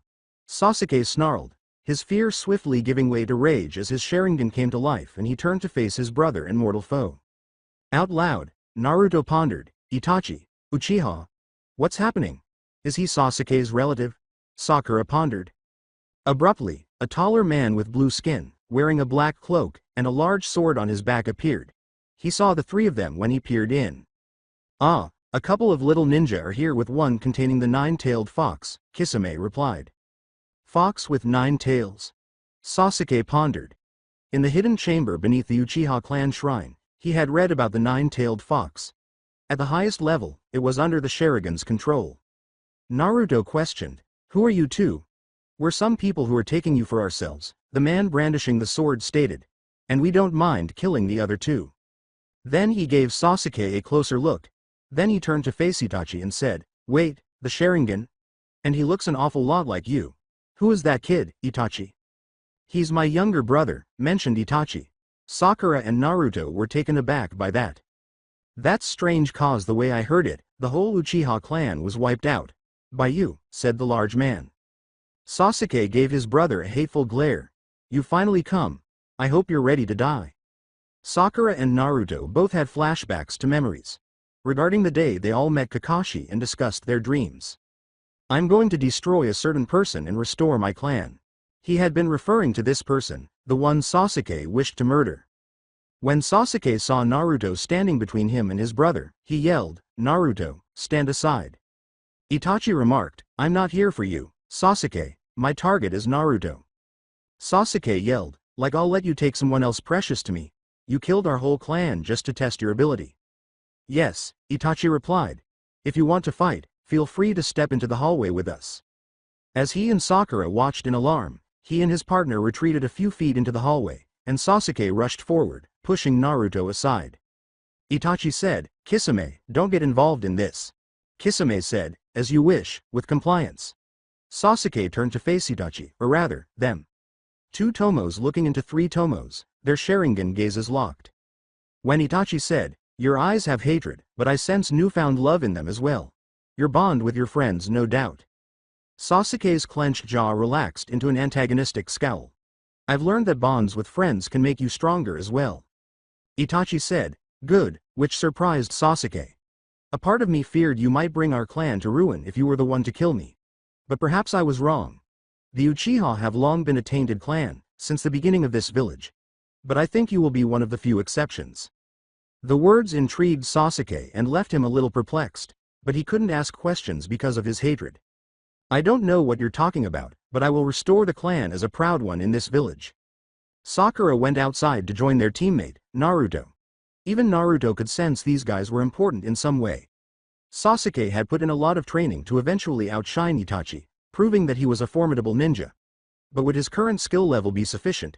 They didn't mention the shark guy, but he might be equally, if not more, powerful. As Sasuke turned on Chidori, lightning ignited in his palm.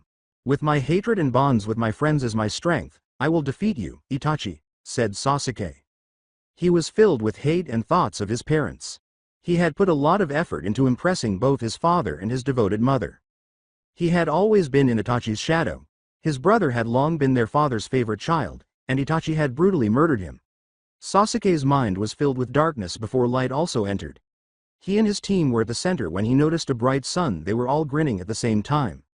As he faced his brother, the person he had been closest to, who had turned out to be his worst adversary, his life was flashing before his eyes. They all watched as Chidori flapped in Sasuke's hand. While Sakura and Naruto were nervous and Itachi watched with icy eyes, Kisame smiled.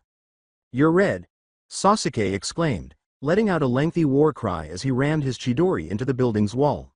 "Ah." Then he ran. "Ah, die," he concluded as he got closer to Itachi. Itachi made the Chidori strike the wall next to him by grabbing Sasuke's ring with a single, fast motion. Slowly, the lightning jutsu diminished.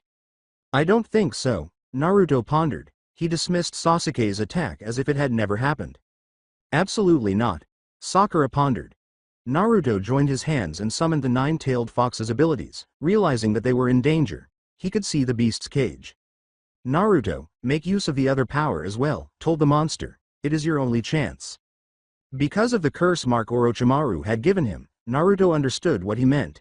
The air surrounding Naruto was charged with orange and black chakra, attracting the attention of almost everyone in the vicinity. The air is ripe with chakra, Kisame said. This must be it, the power of the 9 tails, plus a little extra. I heard he got a curse mark. I thought it wasn't possible though, but it seems the fox let stay. Sasuke attempted to punch Itachi as he turned away, but his brother twisted his arm. In pain, the younger Uchiha let out a yelp. Sasuke! Shouted Naruto. Alright, that's it. Sakura assumed a battle stance, not sure if her genjutsu would be of much use, but she had to try. She had to give it her all because both of her teammates would. She was afraid, though, when she saw the black portion of Naruto's chakra. The mark of curse. Her mind replayed what Orochimaru had said. Someday soon, Naruto will seek me for power. Naruto started making hand gestures. Ninja art. Summoning jutsu. Too slow. Exclaimed Kisame, who immediately drew his sword and slashed at the air directly in front of Naruto. The marks that had started to cover Naruto's body, along with the orange and black chakra, abruptly vanished. What? Cried Naruto. I can't feel my chakra. Kisame said, sorry kid, in jest. My blade, sharkskin, cuts through chakra and devours it. But the 9 tails smiled in the seal. I can sense it, the seal is growing weaker thanks to the curse mark, he stated. Soon I will be able to break it completely. It would have taken a few more years for it to reach this stage. Raising his blade, Kisame remarked, I guess I'll have to cut off those hands and stop you from using any more jutsu. Sakura tossed her kunai and exclaimed, not if I can help it, then. Kisame, however, blocked them with ease. Your pretty little face is going to paint this place red. He lifted his blade and charged at them, but as he swung, a puff of smoke appeared. Something halted his blade. What? As the smoke subsided, he noticed a huge toad the size of a human grasping his blade in its bare hands, or feet. The woman who had been with him was then seen being held over his shoulder by Jiraiya. So you thought you could use this poor woman to get me away from Naruto? You Akatsuki are sly, but I soon noticed something off with her behavior, Jiraiya replied. The Sannin became the focus of the 2 criminals' attention. Jiraiya remarked, you kids stay behind me. Although Naruto detested hiding, he felt he had no other option when he saw the powerful opponents in front of them. Sakura followed instructions as well. But Sasuke stood up. He said, stay out of this, the only one who is going to eliminate him is me. Jiraiya understood as Sakura and Naruto gaped at him. Retaliation. Itachi said, go away, without turning to face his brother. You don't interest me at the moment. Sasuke shouted, get interested, and charged once more. Only to be thrown back close to his teammates after being struck by Itachi with ease. Sasuke! Cried Sakura. Sasuke got to his feet. Sakura approached and attempted to assist him in standing, but he dismissed her. He exclaimed, stay out of this Sakura, she remarked. Sasuke, you can't beat him alone. You said it yourself, you would show him the power of your hatred and our bond. Well, so far you seem to be relying more on hatred. We're a team. We look out for each other. Naruto exclaimed, that's right Sasuke, as he emerged from behind Jiraiya. Anyone messes with one of us, they mess with all of us. Kisame opened his mouth to stop the other 2, but Itachi spoke first. Come at me then. Maybe it will be worth my time. Sasuke gave him a glare, but this time he was more composed. Sakura and Sasuke both pulled out their kunai knives as Naruto pulled out his sword. Jiraiya and Kisame watched them stand there. No contest, 3 genin against Itachi. The shark man pondered. But he might be a little reserved. Team 7 rushed their opponent. Itachi was hit with punches and kicks, but he was able to block or avoid them all. He struck Sakura's chin after pushing Sasuke away. Itachi gave Naruto a mule kick as he leapt, but Naruto was able to get behind him. Then he turned to face Naruto and met his gaze. The genjutsu was immediately applied to Naruto. The Leaf Village was darker than ever, and he was a kid once more. He noticed that the citizens were all wearing the same hateful expressions. Get out, demon! Yelled someone. We don't want you. Leave. Die. As it appeared among the villagers, Itachi remarked, you were hated because of what you carried, Naruto. And they were right to hate it, but not you. No. Naruto exclaimed, gripping his head tightly. Stop. A voice called out, Naruto. Naruto was surrounded by the 9 tails. Let the hatred flow through you, it suggested, and I can help you escape. Why was it so simple? Due to Naruto's long-standing, covert animosity toward the village. One of the villagers said, we'll never accept you. You'll never be Hokage. You're nothing but trash. You should have died. Naruto was tormented by the voices and his hatred grew until he felt a surge of red chakra, after which the entire illusionary village burned. When Itachi noticed the approaching fire, he raised his hands. It burned him, and he screamed. Now that they were back in reality, Itachi abruptly passed out, much to Kisami's astonishment. Moaned Itachi. You managed to escape my Tsukuyomi. I didn't expect that, but it seems your hatred has grown further than I expected. Sasuke threw a kunai at his brother, who was looking at him and appeared to be weak, but Itachi rolled away from it without even looking. Despite being broken, Naruto's genjutsu was able to slow him down and cause him to collapse when he attempted to stand up. Naruto! Cried Sakura. Itachi kicked Sasuke between the legs as he charged again. Ah! Sasuke gritted his teeth, unable to control his pain.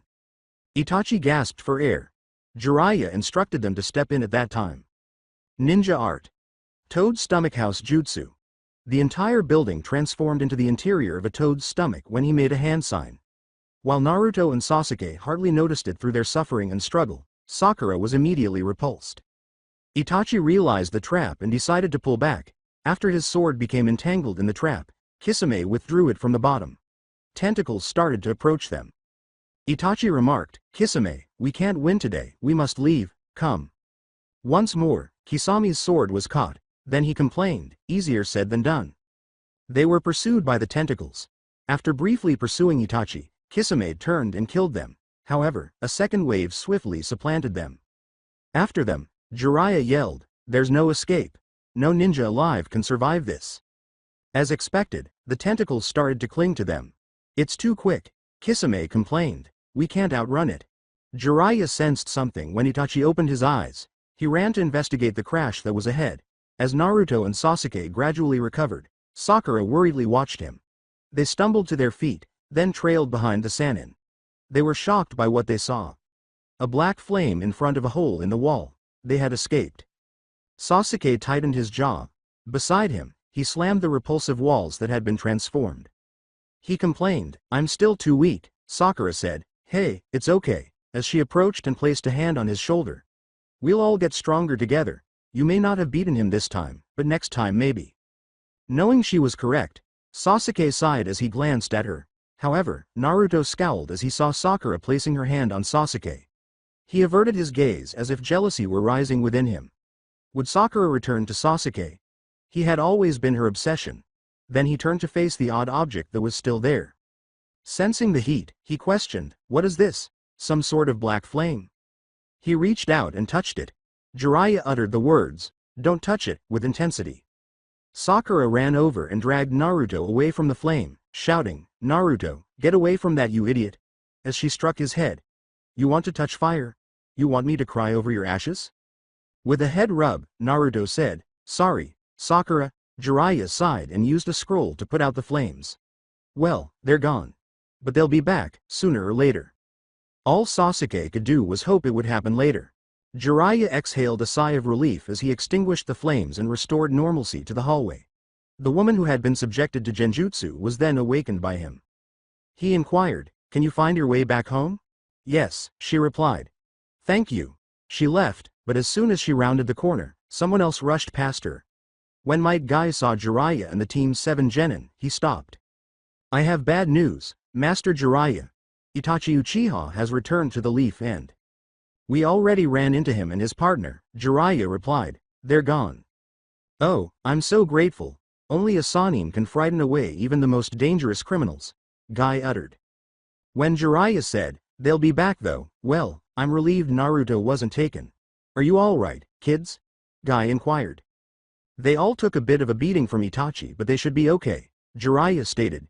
Itachi dislocated Sasuke's wrist. Guy came over and grabbed hold as soon as Sasuke gritted his teeth because the adrenaline and hatred had made him numb to the pain there. Brace yourself, he said to the impressionable genin. The wrist was then snapped back into position by him. It hurts. Sasuke cried out, trembling briefly before the intensity of the pain subsided. You should be good as new in no time, Guy stated to him. Just don't strain that wrist too much. Sasuke glared as he nodded. You're lucky you didn't end up like Kakashi, said Guy. What? Naruto cried out. Is Sensei Kakashi alright? Sakura asked in concern. Is he? The worst was what she feared. To the genin's relief, Guy said, he's alive, but he was struck by a jutsu that put him in a coma. We have no idea how to free him. Jiraiya remarked, oh, that's too bad. Well, we're headed to locate Lady Tsunade. She is the one who can free him. Oh, that's good. Then he should be all right, Guy said, when she arrives. All right, let's go grab those guys, Naruto retorted angrily. Except for Guy, they all gave him a frustrated look. He just kicked us in the butt. Now you want to chase him, you fool, screamed Sakura. Naruto, you're not prepared.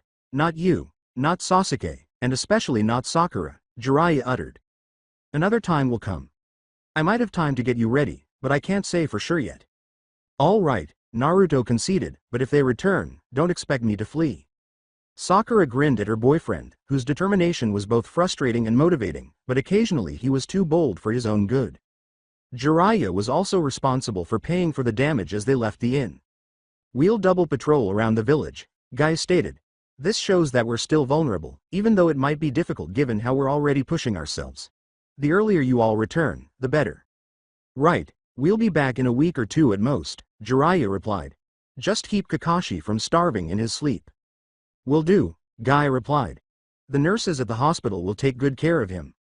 Jiraiya and Team 7 then set off, and after a long journey, Jiraiya finally saw Naruto halt and clutch his stomach. The Sannin said, you know, it's not you they're after, just the thing inside you. What's inside you? What's he talking about, Naruto? Sasuke inquired. Naturally, Sasuke was unaware of it at the time. I suppose I should tell you as well, Naruto sighed. Sakura is already aware. Sasuke's eyes widened as Naruto told him about the nine-tailed fox, and they kept walking.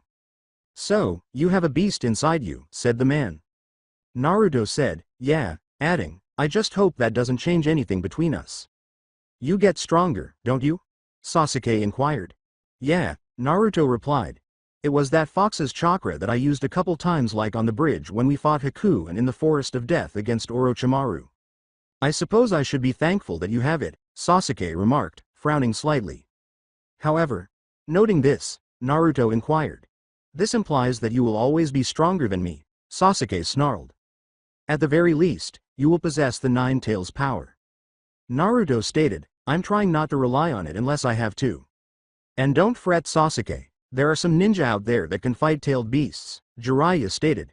It's said that the first Hokage defeated it while also fighting with Madara Uchiha, who was controlling it. It demonstrated that humans could attain a level of power comparable to that of a tailed beast.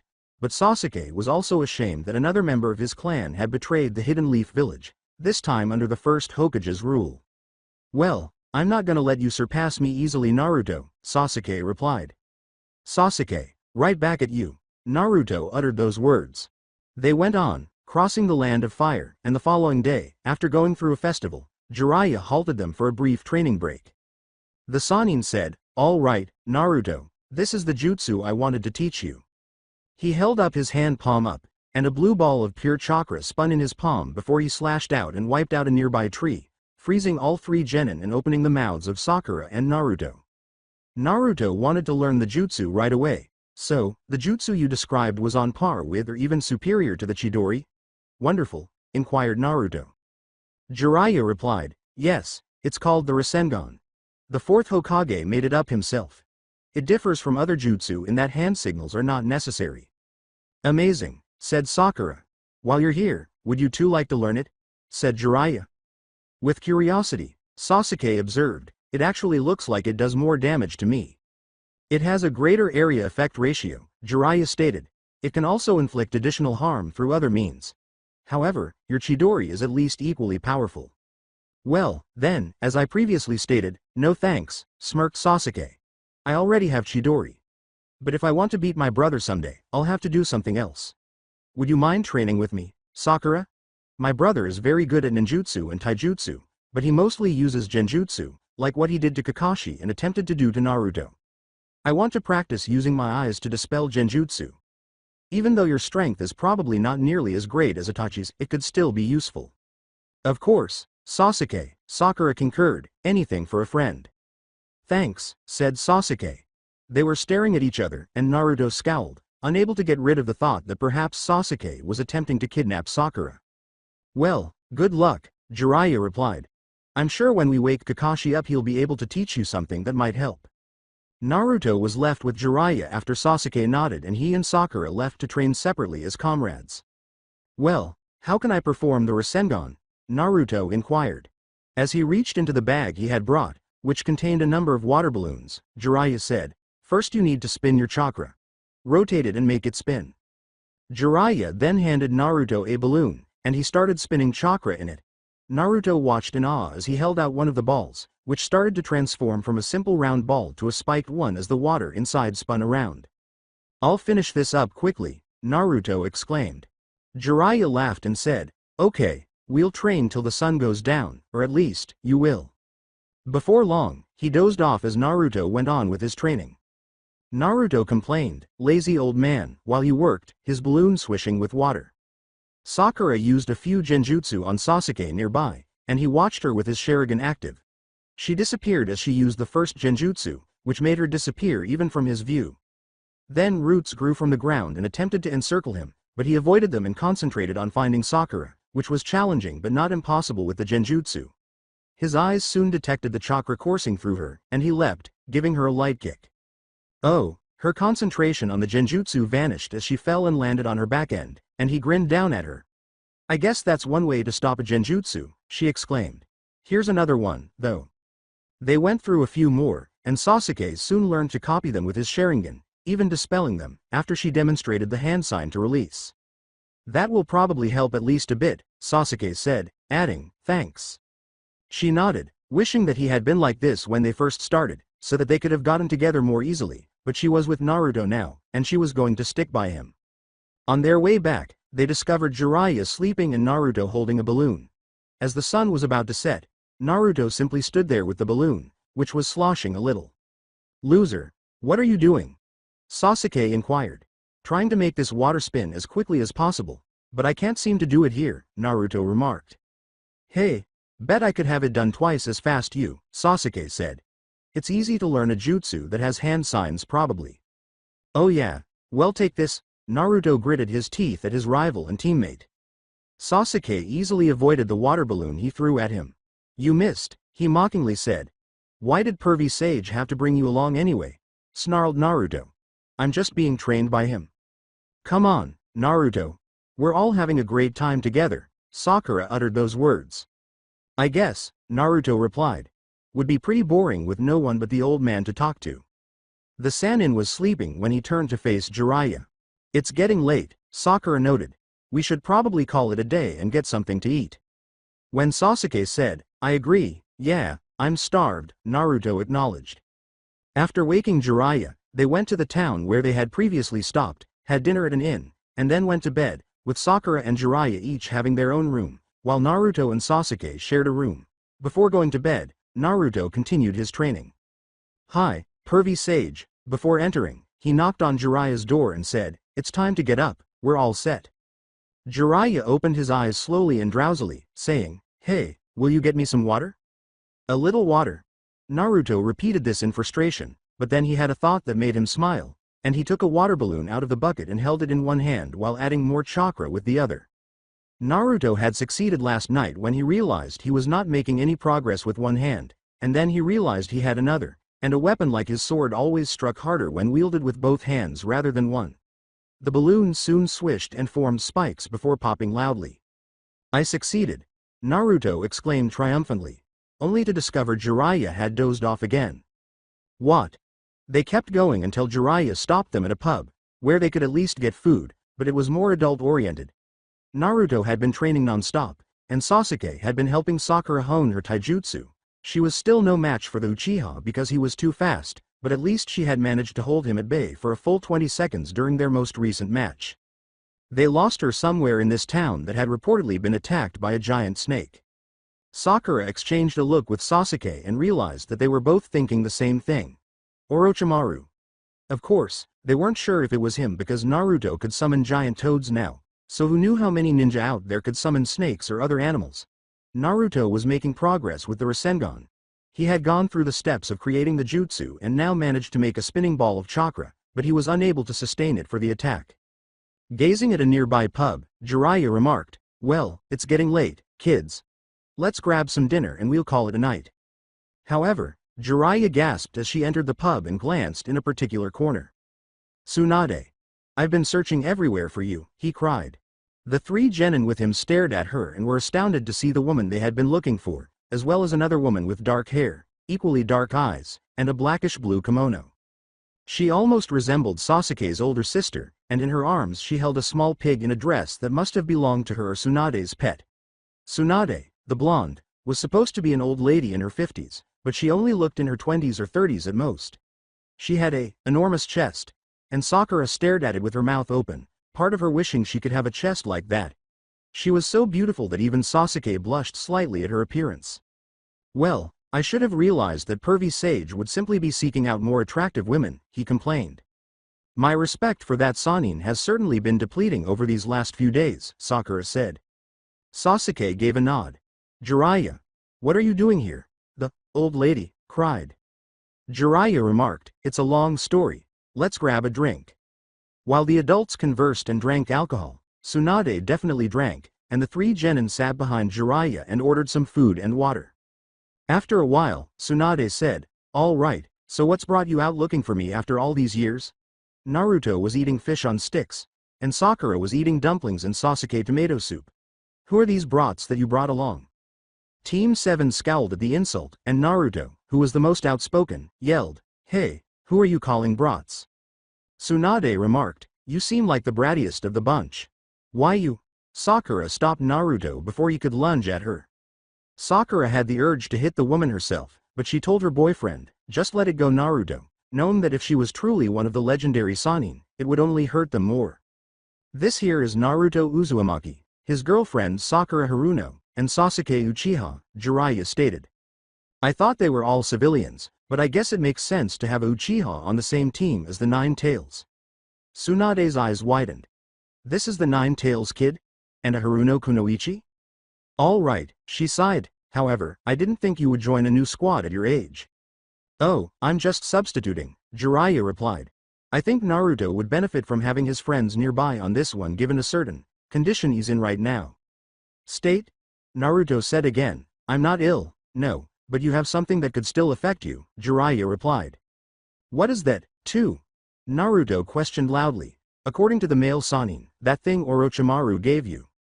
Sakura thought, the curse mark. She glanced at Sasuke, wondering if he was remembering what Orochimaru had said shortly after he had given the mark to Naruto. Naruto will come to me for power one day. Sasuke recalled it too, but would Naruto actually do that? He didn't seem to be as interested in power as Sasuke had been, but he did want to become Hokage, which required power, but he had already gained a lot of it quickly. A few months prior, he had been the worst ninja in the entire class, and Sasuke still felt a little envious, but he would try to close the gap that Naruto's secret power would do. Then he recalled something. The Mangekyo Sharingan, a secret his brother had revealed to him that would give him immense power, but Sasuke had to kill his best friend in order to obtain it. There must be another way, Sasuke thought, because that would make me no better than Itachi. Orochimaru, has he visited the village? Tsunade repeated. Jiraiya turned to face her and said, you must have heard it was attacked. He did it, and killed the third Hokage. What? Naruto cried out, he did that. Sasuke and Sakura were also intrigued. Slightly trembling, Tsunade said, so that must be where he got those injuries. Have you seen him? Jiraiya cried out. Tsunade replied, just today, but that doesn't address my query. Why are you trying to find me here? Someone has to take over now that the third Hokage is gone, Jiraiya remarked. I thought you'd be perfect for the job. Tsunade didn't say anything. Naruto was perplexed and a little envious. Why was the job being offered to someone who didn't even reside in the village? Although he secretly knew he wasn't strong enough to be called Hokage just yet, he still wished it had been him. But one day he'd get his chance. Then Tsunade sighed. Not a chance, Hokages all die for nothing, my grandfather, great-uncle, the fourth Hokage, and now the third, their lives are too short, and they risk them for what? I'm not taking that job. Anyone who wants it is a fool. What? Cried Naruto. How dare you, no one insults the Hokage, take that back. Naruto. Sakura glared at him and considered reprimanding him. Naruto yelled, stay out of this Sakura, with a glare she had never seen him give before. She stopped talking as a result. Then Naruto turned to face Tsunade. It was she who said, "Are you challenging me, you little brat?" "Yeah, I am," exclaimed Naruto. "All right, then let's take this outside," she replied. They did, with the others observing as Naruto faced Tsunade. Even though he would lose, Sasuke felt the need to challenge himself against a renowned ninja, which made him consider joining Naruto. Sakura, on the other hand, was only concerned about Naruto. She tried to reason with him, but she knew better. One finger was raised by Tsunade. She stated, "This is all I'll need." Naruto scowled. A single finger against him? She was incredibly self-assured. He made sure to say the final two words with a tone of skepticism. "Oh yeah, well if you want to say that then I guess I'll have to make you eat those words, old lady." Tsunade scowled. "I look younger than I am, you know." Naruto pulled out his sword and positioned himself in a fighting stance. He used it to channel chakra. He shouted, "Wind slice," as he swung. Tsunade was able to move sideways and avoid the vertical wind cut, which was flying at her at a high speed, without moving further than was necessary to clear the path. Tsunade acknowledged, "Well, that's unexpected," as she returned to her normal posture. Wasn't expecting a long-range attack. As he charged, Naruto's only response was a shout. However, she used just one finger to stop him, batting his sword aside without even getting cut. With amazing force, she flicked Naruto's forehead with that tiny finger as his blade jutted off to the side. His sword flew out of his hand and clung to the roof of a nearby building as he grunted as he landed after being flung backward. Furiously, he gritted his teeth and stood up. Tsunade, however, was not finished. Just as he had swung his sword a moment before, she drove her one finger into the ground. Naruto fell in after a big crack in the ground spread its way to him. Sasuke and Sakura were amazed at the Sanin's strength, and in just one finger at that. Jiraiya remembered how Tsunade had once sent him flying back a long distance and broken his ribs. Slowly, Naruto extricated himself from the hole. Tsunade inquired, "Had enough, brat?" "No way," said Naruto. "Anyone who insults the Hokages have to pay." She questioned, "Why are you so defensive of the Hokage?" Naruto exclaimed, "Because, being Hokage, is my dream." When Tsunade saw that Naruto had two other loved ones who had also aspired to be Hokage, she froze. Both her brother Nawaki and her lover Dan had lost their lives during the Third Great Ninja War. She had frozen when Naruto looked at her. This was his opportunity to beat her, as he had been doing for the past few days. He placed his left hand slightly above his right and shaped the chakra together. The chakra sphere throbbed in his hand. It wasn't flawless yet, but it should be sufficient. As Naruto charged at her, she was just in time to send a wave of energy from her finger, knocking him back and dissipating his attack in the process. After taking a few deep breaths to clear her head, Tsunade turned to face her fellow Sannin. "Jiraiya, you actually taught this kid the Rasengan?" she said. "Yeah," he acknowledged. "You know, he reminds me a bit of the fourth Hokage. That is an A-rank jutsu. There's no way someone like him can master it. He may resemble the fourth Hokage in appearance, but he has none of his talent. There's no way he could ever master it." "Yeah?" yelled Naruto. "Well, I've made progress already. I just need to get this final step done and I'll have it done within a week." Tsunade gave him a look. "All right, brat, you want to make a bet? If you can do that, master the jutsu in a week, I'll admit you're worthy of someday being Hokage, and also give you my necklace." The tiny green gem around her neck was held out. This was worn by the first Hokage and is incredibly valuable. Do with it what you please. Shizune let out a gasp. "All right," exclaimed Naruto. "A necklace belonging to the first Hokage. You just watch, old bat. I'll have this jutsu down." "We'll see," asserted Tsunade. "But if you lose, you're to give up on your dream of being Hokage and just live a normal life." "What?" cried Naruto. "No way," Tsunade asserted. "Fair is fair. Besides, it will probably save your life down the line." Sasuke and Sakura were taken aback. Does Naruto abandon his role as Hokage? No. Naruto exclaimed, "Ha, I'll just show you." The wager was then placed. But Tsunade was certain that he would fail, so she could at least save one idiot who aspired to be Hokage. Naruto kept trying to perfect the Rasengan for several days. Sakura and Sasuke trained alongside him while also observing. However, Naruto was still struggling to keep the chakra's power and spin together. He could create an orb of it, but it would vanish the moment he struck something, no matter how slight. Every time she saw this, Tsunade grinned, certain that he was doomed to fail. However, she had another decision to make, one that would take place tomorrow. Her response to the request from Orochimaru. Rewind. He and Kabuto, his right-hand man, were in front of her. His arms were blackened, as if they were lifeless. I require your assistance, Tsunade, he replied. Restore to me my arms, and I will restore your little brother, and your beloved back to life. But it will require a human sacrifice in order to do so. Hearing this, she was taken aback. Finish the flashback. Her thoughts went back to the here and now. She had Jiraiya and the children stay as guests at the house she rented with Shizune, at least until the bed was over. After that, she would send them back to the Leaf Village, where a new Hokage would need to be chosen. She also had to decide whether to accept Orochimaru's offer. She knew there were prohibited jutsu that could reanimate a corpse, but they were locked away, so it was undoubtedly alluring to have her brother and lover return to her. Orochimaru would have dabbed into them, of course. As far as she was aware, it was impossible to fully revive someone without sacrificing another, so could he really be capable of doing that? That would probably have to be provided by her, and Jiraiya was the first person that came to mind.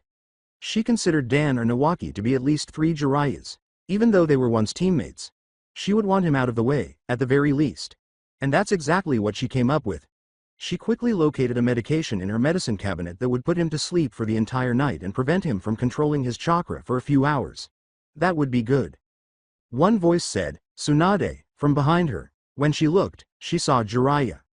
He proposed, why don't we grab a drink? Fine, she replied. They made their way to the tavern. You know, if Orochimaru asked you to do him a favor, I'd advise you not to, Jiraiya replied. Her lack of response only served to confirm that their longtime friend had. Orochimaru is an enemy of the Hidden Leaf. I know you claim not to care for it anymore, but your brother and Dan both did, Jiraiya replied. You help him, you spit on their legacy. She trembled. If you do that, I'll have no choice but to kill you, he said. Before long, a bartender took their drink order and proceeded to prepare it. When Jiraiya said, I'm going to be bathroom, the drinks arrived shortly after he left. After glancing at Jiraiya's, Tsunade pulled out the drug she had brought and slipped it into the drink. She had already made up her mind. Don't worry, Jiraiya. I'll just stop Orochimaru myself, she said. But I can't have you getting in the way. As soon as Jiraiya passed out, she had to carry him back to her house, which she did without any trouble thanks to her incredible strength. After putting him to bed, she took a nap, and when everyone was asleep the following morning, she left. He was outside when she found him. Orochimaru said, So have you made up your mind, my dear? Lying, yes, I'll help you, she said, in return for my loved ones being brought back. She started to run her chakra through his arms as he raised them. She could make the treatment lethal if she could use her medical ninjutsu correctly. That would remove one of her loved one's worst enemies from the village where she was raised. For several minutes, she directed her chakra, which moved up Orochimaru's arms and into her body. She could kill him if she could get to his organs and stop them. A medical professional would notice the slight shift in her chakra from light green to dark, almost like poison, even though it would appear to an untrained eye that she was healing. Lord Orochimaru. There was a voice. Kabuto emerged from his nearby hiding spot. It's a trap, she's trying to use reverse medical jutsu to kill you. Orochimaru leapt back and yanked his arm away. His words were, So you refuse? Yes, I miss my loved ones, but I won't let you live to destroy the village they died for, Tsunade said. I'll stop you myself. The wall next to them was destroyed as she lunged at them.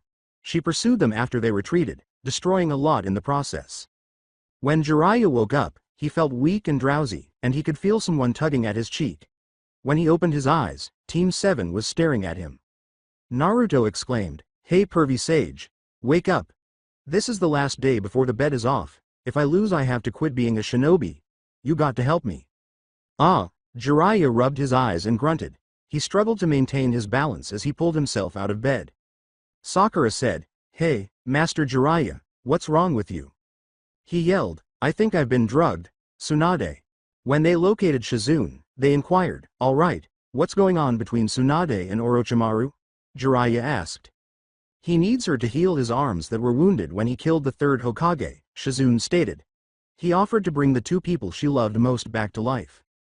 No way, cried Naruto. Is that really possible? Perhaps through forbidden jutsu, Sasuke remarked, but those always have a cost. He was tempted to consider the possibility of reuniting with his parents, but he had to consider his morals. He was unable to betray the village that his family had vowed to defend, the Leaf. That and the sacrifice of innocent lives for them are things they would not want. They followed Shizune to the location where Tsunade was instructed to meet Orochimaru. They discovered damage to a nearby wall when they got there. Jiraiya remarked, "Looks like something put Tsunade in a bad mood." Shizune exclaimed with relief that she didn't accept his offer. "Come on, we have to go and help her." Even if his arms are disabled, Orochimaru is still a force to be reckoned with. On the dirt road, they followed the sandal prints until they came to an open field a few miles from the town. When they arrived, they witnessed a man attacking Tsunade because, for whatever reason, she was defenseless. Naruto glanced at the man before them as the group positioned themselves in front of her. He was surprised to see him. It was, "Hey, Kabuto," he said. The elderly genin let out a gasp. "Naruto, good to see you. I wasn't expect you to join us just yet." Orochimaru said, well, if it isn't the nine-tailed boy and his friends," while glancing at them. "And Jiraiya too. Long-time old friend."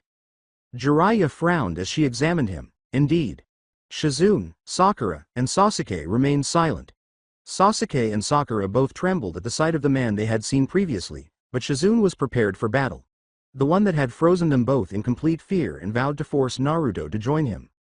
Both of them sensed that this was an important moment. Tsunade yelled, "Enough," and rushed towards Kabuto. Leaping back, he was able to withstand her for the most part. Sakura and Naruto both let out a startled gasp. Meanwhile, Sasuke, who was the astute one, had picked up on something. Naruto questioned, what are you doing, Grandma Tsunade? Kabuto's a ninja from the village." Tsunade paused and gave him a quick glance. "You idiot." Kabuto gave a sly smile. "You're still slow, Naruto." When Sasuke said, "Look at his headband," they did so after noticing the sound rather than the leaf symbol. "He serves Orochimaru," Jiraiya responded. "That's right, I'm a spy from the Hidden Sound Village," Kabuto replied.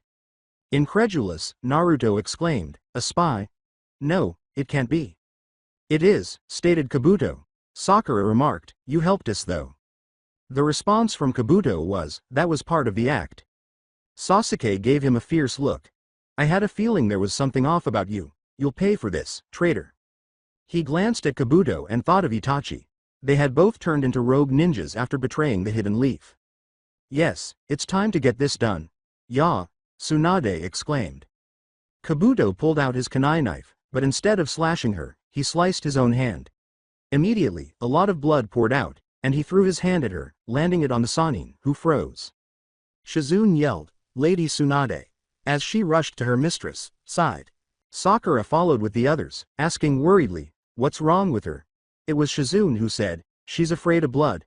Kabuto remarked, "Well, that takes care of one Sannin, not permanently, but it will do." Orochimaru took a step forward, grinning. "This might be just what I need. I can eliminate my fellow Sannin and acquire a new vessel. That should heal my arms, with a Jinchuriki as my host." The greatest battle Team 7 had ever faced was about to begin. I will continue the story in next part. Till then, we weeb offline.